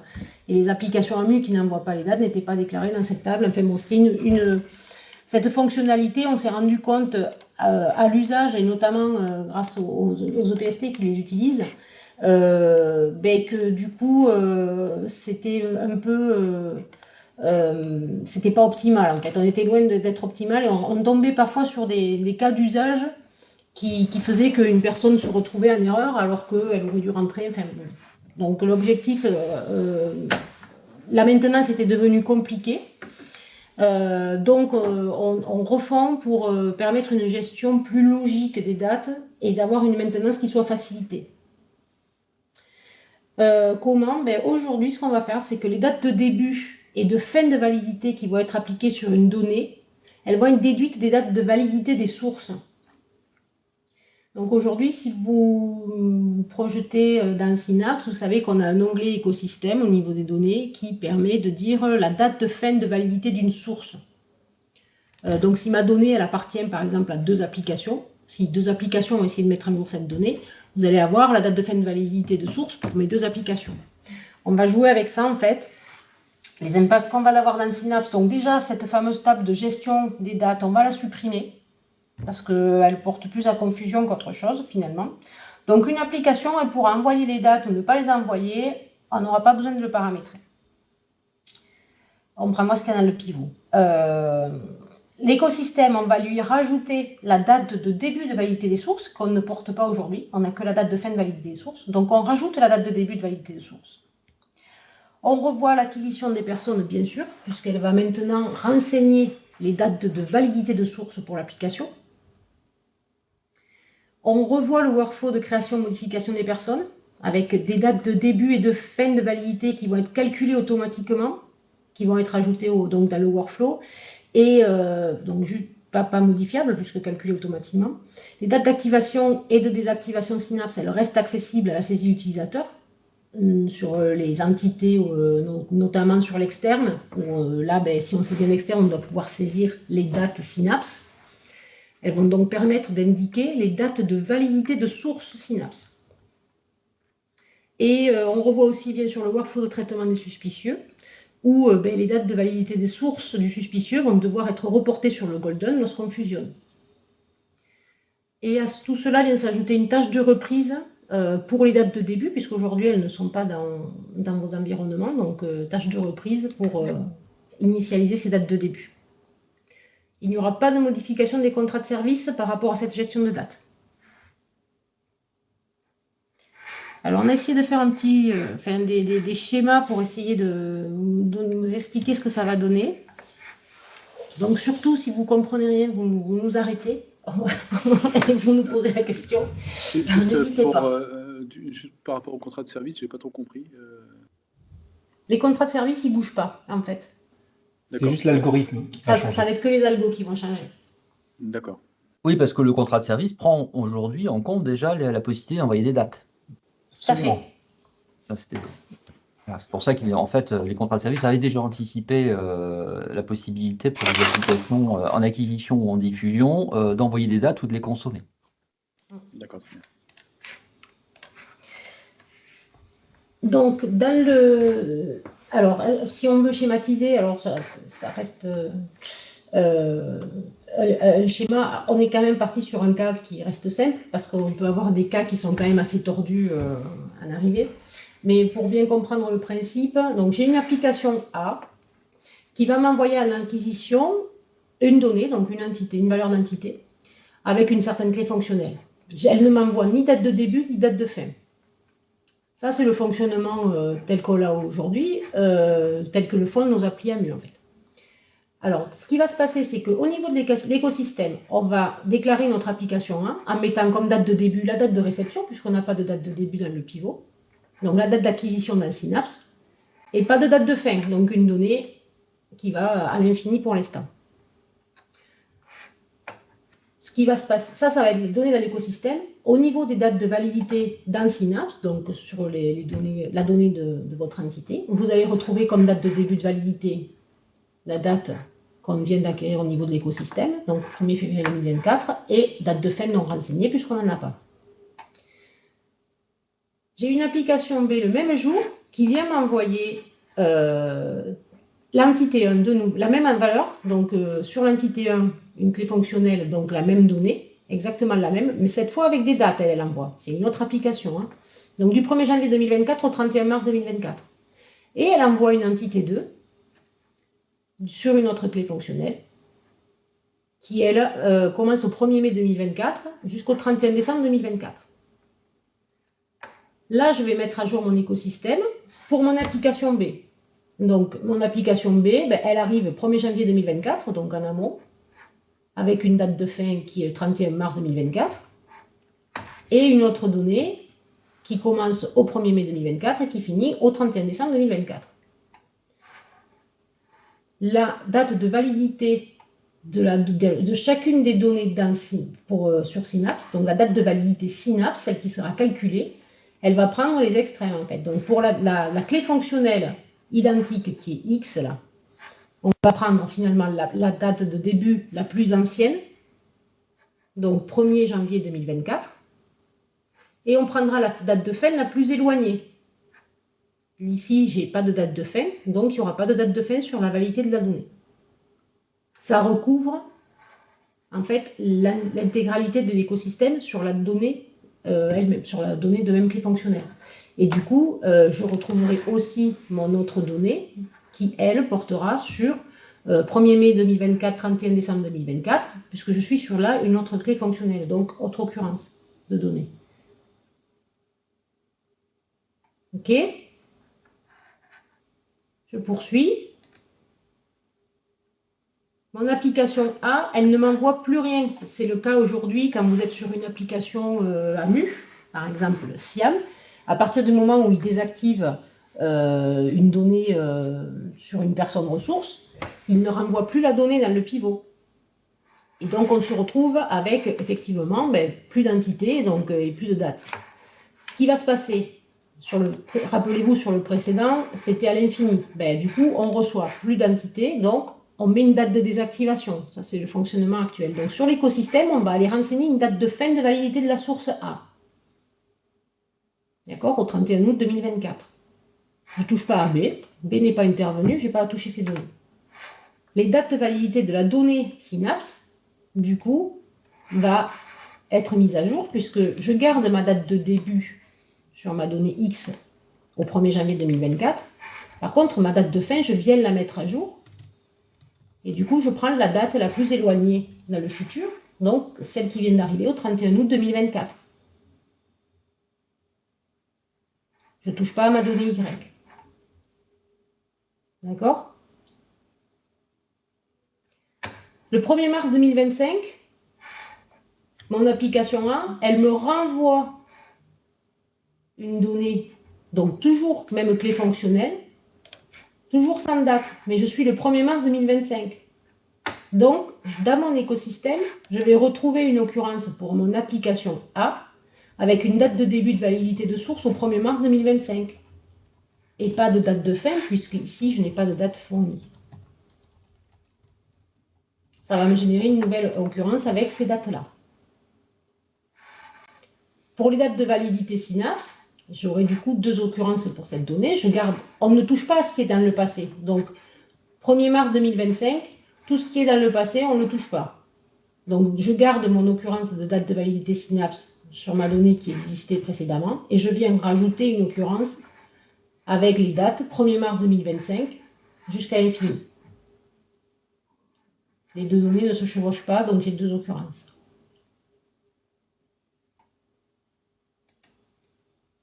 Et dernière acquisition, mon application B m'envoie une donnée avec une clé fonctionnelle Z qui va du 1er juin 2025 au 31 décembre 2025. Je suis toujours le 1er mars 2025. Je ne touche pas à tout ce qui est dans le passé. C'est inactif, on ne le touche plus. je ne touche pas à ce que m'a envoyé A, je vais créer au niveau de mon écosystème les dates de début et les dates de fin de validité de ma source B pour l'entité Z, pour la donnée Z, pardon. Et du coup, je me retrouve au niveau des dates de validité Synapse avec l'ajout de cette donnée Z avec ses dates de début et dates de fin qui auront été calculées par rapport à l'écosystème. Donc, en gros, aujourd'hui, ce qu'on va, au lieu de renseigner les dates de la validité de validité Synapse pour calculer l'écosystème, on fait l'inverse. On rentre l'information dans l'écosystème, donc on garde l'information date de début et date de fin qu'a envoyé chaque application. Et à partir de ces données d'écosystème, on calcule la date de validité de la donnée au global, finalement, Synapse. Et c'est cette date de validité Synapse qui sera diffusée dans les pivots. L'écosystème n'est jamais diffusé. Il y a une question. Non, s'il n'y en a qu'une, c'est bien. J'en ai deux. Voilà. Une application source peut envoyer deux clés fonctionnelles différentes. Oui. Ok, parce que là, il n'y a pas le cas. Enfin, il y a le cas un peu là avec ce. Si, là, tu l'as là. Oui, mais elles ne se chevauchent pas. Il peut y avoir deux clés fonctionnelles qui se chevauchent. Ah oui, deux clés fonctionnelles peuvent se chevaucher, ça c'est... Ouais. Ok. C'est différent. Oui, deux clés fonctionnelles différentes. Deux clés fonctionnelles différentes avec des périodes qui se recouvrent. C'était ça la question. Oui. Okay. Et du coup, là, je ne vois pas enfin, tout ce qui est décrit là me paraît clair et je pensais que ça fonctionnait déjà comme ça. En fait, je ne vois pas la différence avec ce qu'on a actuellement. Et ce qui nous pose problème actuellement. Enfin, je comprends. Je ne sais pas ce qui nous pose problème actuellement. Aujourd'hui, ce qui nous pose réellement problème, c'est les entités au-dessus. En fait, là, tu prends entité par entité. Donc, si tu prends l'élément de carrière, il va pas forcément... ça va fonctionner comme ça, sauf que quand tu remontes sur la personne ressource, sur le rôle, où on cumule toutes ces entités, c'est là où vous vous êtes, par exemple, des fois retrouvé avec des données supprimées logiquement, parce qu'on supprimait logiquement pour pouvoir recréer. Là, on ne supprime pas. Là, tout ce qui est dans le passé. Aujourd'hui, une application, si elle n'envoie pas la donnée alors qu'elle envoie des dates, on ne va pas supprimer sa donnée. Logiquement. Alors que c'est ce que ça fait aujourd'hui. Aujourd'hui, tout ce qui est dans le passé, on n'y touche plus. On considère que ça n'a pas à être touché parce que c'est dans le passé, ça a été fait comme ça, on ne touche plus le passé. Et c'est les dates qui sont changées alors. Et par contre, aujourd'hui, ce qu'on fait, c'est que l'acquisition, quand elle récupère, elle va renseigner les dates Synapse, en fait. Donc, sur tes données, sur ta clé fonctionnelle, elle vient rajouter la date de début et la date de fin, je crois que c'est d'activation. Activation, désactivation Synapse. Ouais. Là, ce qu'elle va faire, c'est qu'elle va renseigner l'écosystème. Et à partir de l'écosystème, elle va renseigner les dates de la donnée. Sans supprimer logiquement l'entité concernée. Sans supprimer logiquement. D'accord. Et donc, si on a une correction dans le passé, elle sera on pas peut prise faire en des compte. corrections. On peut faire des corrections dans le passé. Si elle est présente dans le message en acquisition, ça sera mis à jour. C'est juste que ça ne sera pas supprimé, ce que disait Corinne, si la donnée est absente. Okay. Voilà. Okay. Là, tu vois, l'application B, elle ne renvoie plus que Z, elle n'envoie plus X et Y. Mais on ne supprime pas pour autant, on garde tout. Et elle pourrait envoyer Y avec des dates qui auraient changé, ça mettrait à jour. Ok. Ça marche, merci. Donc ça résout ces histoires, ça doit résoudre ces histoires de suppression que vous constatiez, notamment vous, dans vos cas de test. Ça doit résoudre le problème sur la responsabilité qui est supprimée logiquement à tort. Donc voilà, c'est une autre façon de penser, de penser la donnée, quoi, finalement. Quelque part, on conserve, ce que ça a de bien, c'est qu'on conserve une partie. Alors, c'est que les dates, certes, mais on conserve les informations de dates des applications sources. Et donc, on sait là les sources, les dates qu'elles ont envoyées, quoi, réellement. Il y a plusieurs personnes qui lèvent la main. Oui, Oui. bonjour, Gulser Bonjour. de Dauphine. J'ai une question. Vous avez dit que les données passées peuvent être changées, mais vous ne faisiez pas référence uniquement aux dates. Je vous explique mon cas. À Dauphine, on a des IR rétro pour les étudiants, donc un compte passé d'il y a 2 ans, on veut le corriger, il était affecté au mauvais master, on veut le changer de master. Donc ça, vous dites que dans la nouvelle version, donc un étudiant qui n'est plus actif, mais on veut changer sa donnée, son master, parce qu'elle n'était pas sur vos masters, on pourra le faire. C'est ce que vous êtes en train de dire. Alors, c'est là où je vais répondre à la première question qui était juste avant qu'on commence le sujet. Les applications AMU n'envoient pas les dates. Donc, une application comme SIAM ou même Apogée sur les apprenants, une donnée qui est inactivée, dans SIAM par exemple, elle ne sera plus dans le pivot. Et SIAM ne l'enverra plus. Donc, s'il touche une autre donnée, sur une donnée passée, on ne la recevra pas dans Synapse. Et donc, pour répondre à la question qu'il y avait au départ, il y a un sujet transverse qui est en cours, avec SIAM notamment, pour pouvoir acquérir les dates et du coup avoir les dates réelles, notamment sur les contrats, les affectations. On ait les dates réelles sur la donnée. Parce que SIAM aujourd'hui n'envoie pas les dates, mais à terme, l'objectif, ça serait qu'il les envoie. Donc là, il y a un sujet transverse qui est en cours entre Synapse et SIAM. Mais en tout cas, cette fonctionnalité de Synapse le permet.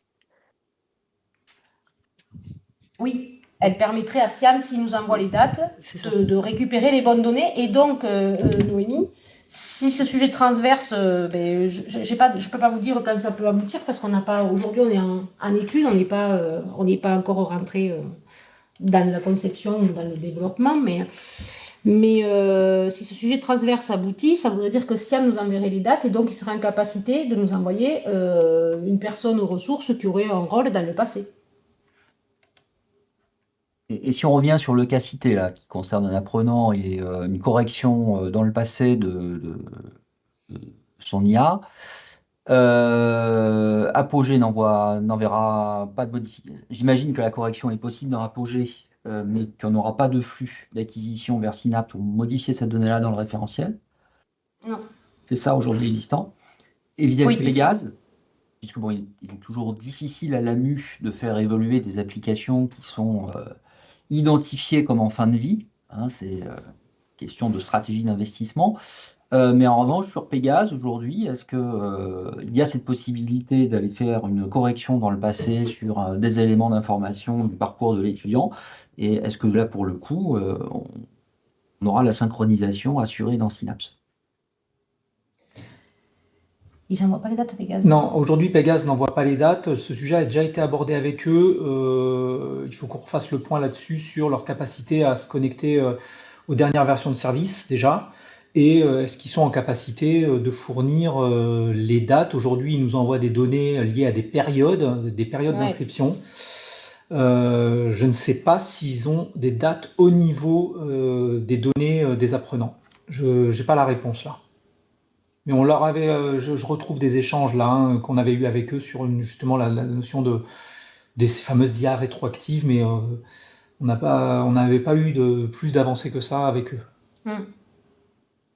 Bon, ben, je pense qu'il faudra en interne à MU qu'on ouvre un dossier transverse concernant SIAM, concernant Pégase sur ce point-là de gestion des dates.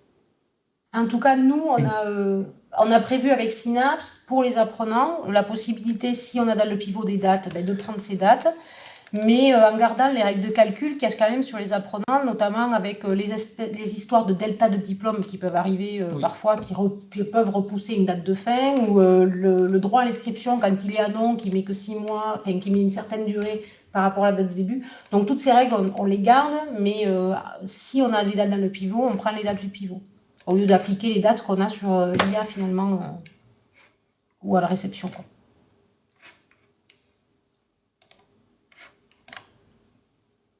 Merci. D'autres questions?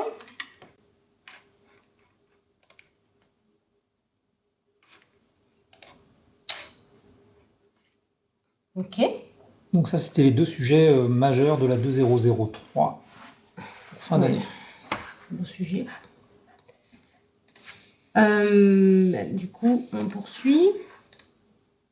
Alors, on voulait faire un point rapide sur la migration vers BX6.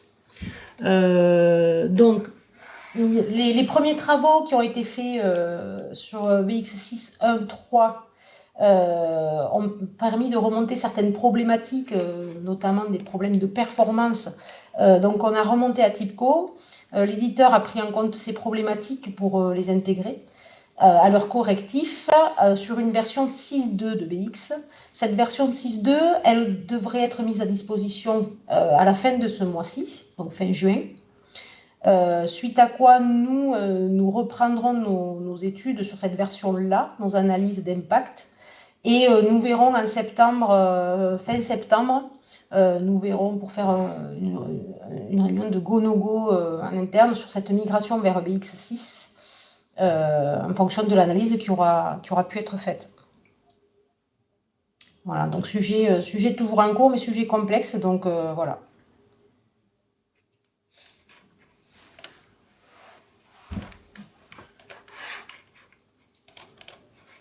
Pas de questions, je continue. Et alors là, sur la dernière partie, on voudrait vous donner la parole sur plusieurs sujets. Alors, le premier sujet, nous est remonté de l'UPHF, donc j'avais contacté Johan, mais il ne pouvait pas être là sur tout le commute, donc on va essayer de récupérer quand même quelques informations de votre part. Ça concerne les apprenants qui sont inscrits dans un autre établissement. Visiblement, il y a des conventions qui permettent ça. Et ils sont inscrits dans un autre établissement, mais ils peuvent suivre des cours dans votre établissement. Je ne sais pas si ce type de cas métier est présent chez certains d'entre vous. L'UPHF, oui, puisqu'ils nous ont remonté justement un besoin par rapport à ça. Ouais. Est-ce que parmi vous, il y en a certains qui ont des étudiants qui sont inscrits dans un autre établissement, mais qui suivent des cours chez vous? Bonjour, Christophe Guret, Paris 1. À ma connaissance, ça existait avant à Paris 1. Alors là, je ne suis plus trop le sujet, mais je pense que ça existe encore. D'accord. Ou à Dauphine, ça existe effectivement. Et du coup, ces étudiants-là, comment vous les gérez? Comment ils rentrent est-ce qu'ils rentrent dans Synapse déjà et comment ils y rentrent?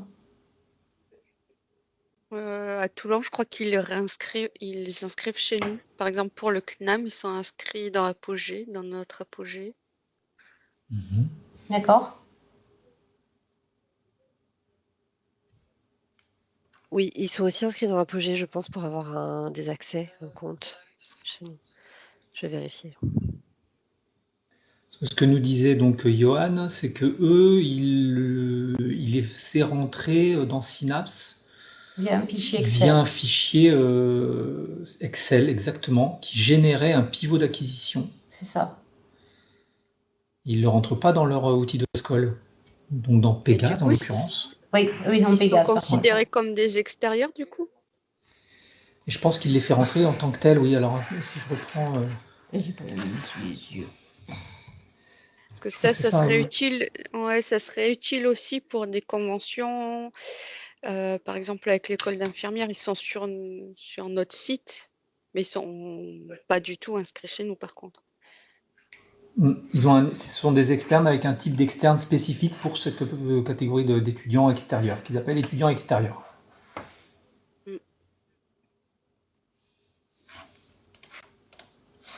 Et du coup, forcément, l'interrogation pour nous, c'est de savoir si vous avez un besoin par rapport à ces étudiants-là, à ces apprenants-là, qu'il faudrait intégrer à Synapse pour vous faciliter la gestion de ces apprenants. Ça éviterait qu'ils les saisissent dans Apogée pour des fois pour rien. Oui. Alors, moi je viens de demander, pardon, à Dauphine, la plupart ont besoin quand même d'être dans Apogée pour avoir des notes ou un diplôme. des notes de saisie ou un diplôme. Après, il y en a, c'est à la marge, il y en a un cette année, il y en a quelques-uns qui pourraient être saisis en tant qu'externes. On avait essayé pour un, mais ça n'avait pas été possible à cause du mode de fonctionnement d'autres applications. Je crois pour avoir accès à l'emploi du temps. Ça fonctionnait pas, mais c'était indépendant de. Enfin, c'est un problème plutôt technique, quoi. Ça pourrait être des apprenants qui sont saisis dans Synapse. Alors, effectivement, faire évoluer, je ne sais pas si c'est possible de faire évoluer l'apogée en ce sens, mais ça pourrait être des apprenants, en tout cas saisis dans Synapse et diffusés en tant qu'externe, un type d'externe, peut-être, et diffusés vers Apogée pour qu'ils aient leur notion de diplôme ou choses comme ça. Je ne sais pas si c'est jouable, ce genre de choses. C'est peu probable. S'ils doivent être dans les deux. Parce que à l'UPHF, s'ils les saisissent en externe, il faut bien qu'en sortie, ils aient leur diplôme, enfin. Est-ce qu'ils ont des diplômes dans l'établissement? Ça, je ne sais pas. Voilà. Parce que, a priori, Pégase n'est pas dans la boucle, là. Clairement. Bon, on va creuser le sujet un peu plus. Du coup, peut-être prévoir un atelier avec déjà le PHF pour éclaircir leur sujet, et puis peut-être faire un atelier après on peut faire un appel à candidature sur des établissements qui seraient intéressés sur des évolutions sur ce type de personnes, d'apprenants. Oui, Camille dit qu'effectivement à UJM, à Saint-Étienne, ils ont également ce cas de figure, et aujourd'hui, le fonctionnement, c'est de saisir dans l'apogée. Mais est-ce que c'est un palliatif? Est-ce que c'est ça la meilleure solution? Je pense qu'il faut effectivement faire un atelier dédié sur cette thématique. Oui. Ok, bon, on programmera ça effectivement. Ouais. Merci pour vos retours. On a d'autres sujets.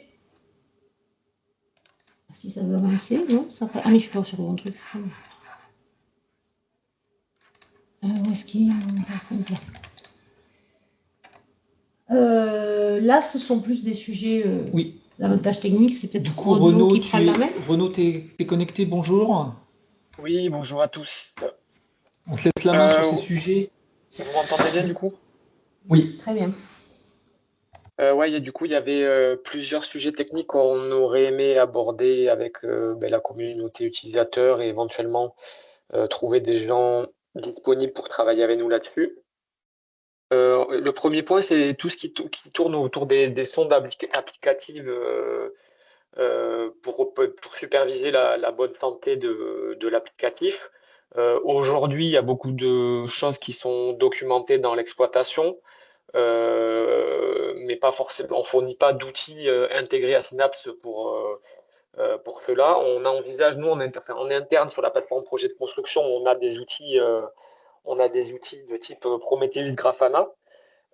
On imagine en faire profiter la communauté, mais pour ça, on aurait aimé, je sais qu'il y a certains établissements, notamment l'INRAE, qui ont travaillé sur ces aspects-là, avec des choses qui ont été développées pour monitorer peut-être le nombre d'espaces de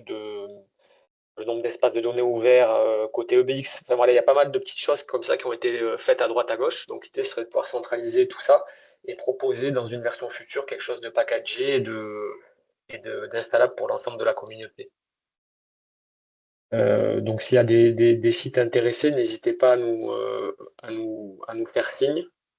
Il y a un deuxième point, c'est tout ce qui tourne autour de la partie dockerisation. Donc sur la dernière version, pour ceux qui l'ont installé, et c'est une bonne partie d'entre vous, la 2.0.0.1, on vous a livré la BAM sous forme de Docker.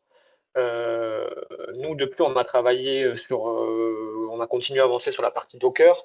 On est capable de dockeriser l'ensemble de l'applicatif Synapse, donc que ce soit OBX et Highway.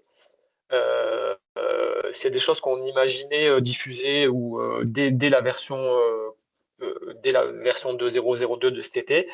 Mais en fait, on se rend compte que peut-être le mieux, c'est trouver des établissements qui auraient pareil la capacité de travailler avec nous là-dessus. On pourrait proposer un accompagnement pour l'installation, pour un petit accompagnement sur le déploiement. Mais après, l'idée, ce serait de qualifier ces versions full Docker dans des contextes d'établissement.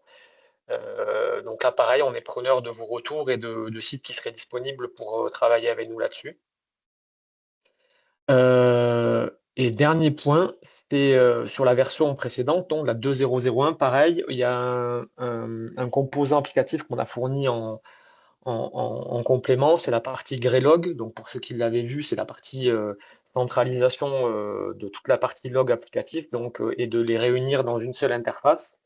Donc ça a été diffusé sur la 2.0.01. On a eu peu de retours. Je crois qu'il y a 2 sites qui se sont manifestés depuis pour l'installer. Et donc l'idée, ce serait de pouvoir promouvoir un petit peu mieux cet outil. Et on vous propose éventuellement, pareil, de monter un petit atelier dédié sur cet outil-là, qui pour nous est quand même amène une vraie plus-value pour l'exploitation chez vous en établissement. Donc l'idée, c'est de monter un atelier, donc de recenser les établissements qui seraient intéressés de refaire le tour là, de ce que permet Greylog et comment ça peut s'installer chez vous. Voilà, peut-être si vous pouvez nous faire un retour par mail sur ces points-là ou pour nous préciser votre intérêt, on est preneur. Déjà là, comme ça, de Oui. prime abord, est-ce que... Pardon. J'allais demander où est-ce qu'il faut aller faire le retour. Pardon. Vous pouvez peut-être... Déjà, ça peut se faire, on peut le faire en séance là si déjà il y a des sites qui savent d'ores et déjà qui sont intéressés. Et après, ça peut se faire par mail. Full Docker, on est 100% partant. Ok. Et Dauphine aussi. Donc sur la partie Docker, on a Saint-Étienne, Dauphine. Donc, moi, l'INP, Caroline, j'étais intéressée de voir le fonctionnement de Greylog, voir en effet ce que ça peut vraiment nous apporter. Donc, j'avais fait une DA, c'est moi qui avais essayé qui voulait l'installer. Voilà. Ok. Et l'INRAE aussi, full Docker, et c'est des sujets qui nous intéressent. INRAE full Docker aussi, ok. Université Côte d'Azur, Belkacem, en fait, full Docker, du coup, vous cherchez des pilotes ou ça sera un atelier comme... J'ai levé la main, mais je ne suis pas joué à rien, moi. Mais si vous cherchez des pilotes, on ne pourra pas. Et pour Greylog, je suis partant pour un atelier. Donc désolé, ça c'était qui c'est Université Côte d'Azur. Côte d'Azur, oui, ok. ça. Sur la partie full Docker, ouais, l'idée c'est peut-être quand même d'avoir des sites qui auraient un petit peu plus de temps qu'un simple atelier, puisque ça serait quand même de prendre le temps de l'installer chez vous, éventuellement faire des retours par rapport à ces installs-là, parce qu'elles sont quand même différentes de ce qu'on fait jusqu'à maintenant. Et après, c'est de l'éprouver peut-être avec une campagne de test ou quelque chose d'un petit peu plus poussé en établissement en termes de test, quoi. Forcément, ça demande peut-être un petit peu de charge et d'investissement de votre part sur la partie full Docker. À Saint-Étienne, on fait un développement autour de Synapse pour remonter nos informations du SI et aussi remonter des comptes dans Synapse. Et je pense que ça pourrait être bien, en tout cas, pour une forte remontée des tests de charge, ça peut être pas mal. Ok. Bon. On va essayer de vous proposer quelque chose, du coup, sur la partie full Docker, allez, si t'es intéressé. Philippe Cordy pour UPC avait levé la main. Philippe, tu avais une question ou une intervention? Tu souhaitais intervenir? Oui, j'avais levé la main. Donc à Paris Cité, on avait mis en place les sondes applicatives au départ, mais bon, ça ne fonctionne plus depuis qu'on est passé en Postgre. Pour les pilotes full Docker, j'ai cru comprendre que c'était pas possible avec ISM, mais bon. Si, du coup, on a. Depuis, on a travaillé le sujet et on arrive à déployer en full Docker la partie highway aussi. Ah ouais, d'accord. Donc en HTTPS. Non, pas forcément. Pour ISM. L'idée, c'est que la totalité soit en Docker, on est en full HTTPS sur tous les oui, comme la BAM. Comme la BAM. D'accord. Oui. Ouais, d'ailleurs, bon. Nous, on passe par un proxy pour la BAP. Pour Greylog, on a installé toute la partie serveur. On a eu donc un bug à corriger, mais qui sera peut-être livré pour les autres, sur Oui, c'est déjà corrigé, ouais, la ça s'est corrigé version dans une version d'après ça. d'OpenSearch. Voilà. Oui, tout à fait. Donc on en est on va refaire les remontées de log avec Firebit et puis faire un dashboard ou deux. Donc on attend, pour le moment, on n'est pas encore prêt. Allô? Ok. Oui. Marie-Hélène, tu as levé la main aussi? Oui, j'avais levé la main parce qu'en fait, voilà, nous à l'UPEC, là, les personnes qui s'occupent de la partie technique, ils avaient une réunion à 11h, donc ils n'ont pas pu rester jusque-là. Là, on est 2 sur la partie fonctionnelle et le présent à la réunion, mais du coup, on ne peut pas vous faire un retour à leur place. Est-ce que c'est possible de vous contacter a posteriori et Oui, est-ce que oui. vous pourriez nous communiquer justement Bien sûr. Écoutez, ce qu'on va faire de toute façon, c'est que postérieurement à cette réunion, on va vous mettre à disposition l'enregistrement, les supports, comme d'habitude, avec une communication large à l'ensemble de la communauté des établissements utilisateurs de Synapse. Et dans ce mail, pour vous informer effectivement de la mise à disposition de ces supports, on relancera l'appel à bonne volonté et à candidature qui est fait là. Comme ça, chaque D'accord. établissement pourra rétrospectivement aussi, après réflexion, se positionner sur l'ensemble de ces sujets. Très bien, merci beaucoup. Et est-ce que par exemple pour la 2.0.3, ça serait possible d'être en full Docker? C'est déjà prêt ou? Alors aujourd'hui, nous, c'est prêt. Techniquement, c'est prêt. Par contre, c'est dans une cible non production. On va dire déjà, il faut trouver des sites pilotes qui seraient prêts à l'installer sur de la qualif ou sur de l'intégration et faire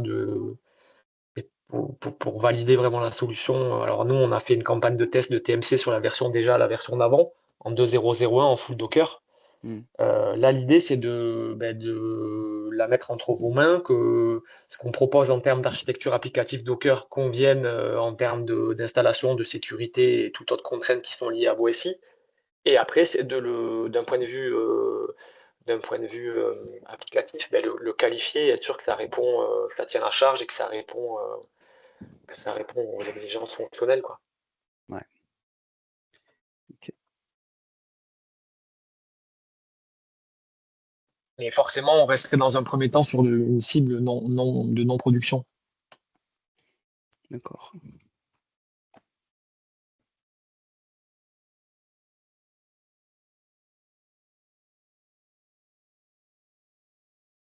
C'est tout pour moi. Merci Renaud. Eh bien, je pense qu'on a fait le tour des sujets qu'on voulait évoquer. S'il n'y a pas d'autres questions, on vous remercie pour votre participation et on vous donne rendez-vous fin 2024 pour le prochain comité utilisateur qui sera au moment de la concomitant, sortie de la 2.0.0.3 où on pourra vous faire une belle démo des la dates. gestion des dates. Avec voilà, une mise en situation peut-être plus parlante que les schémas qui ne sont pas forcément simples. Mais merci à tous.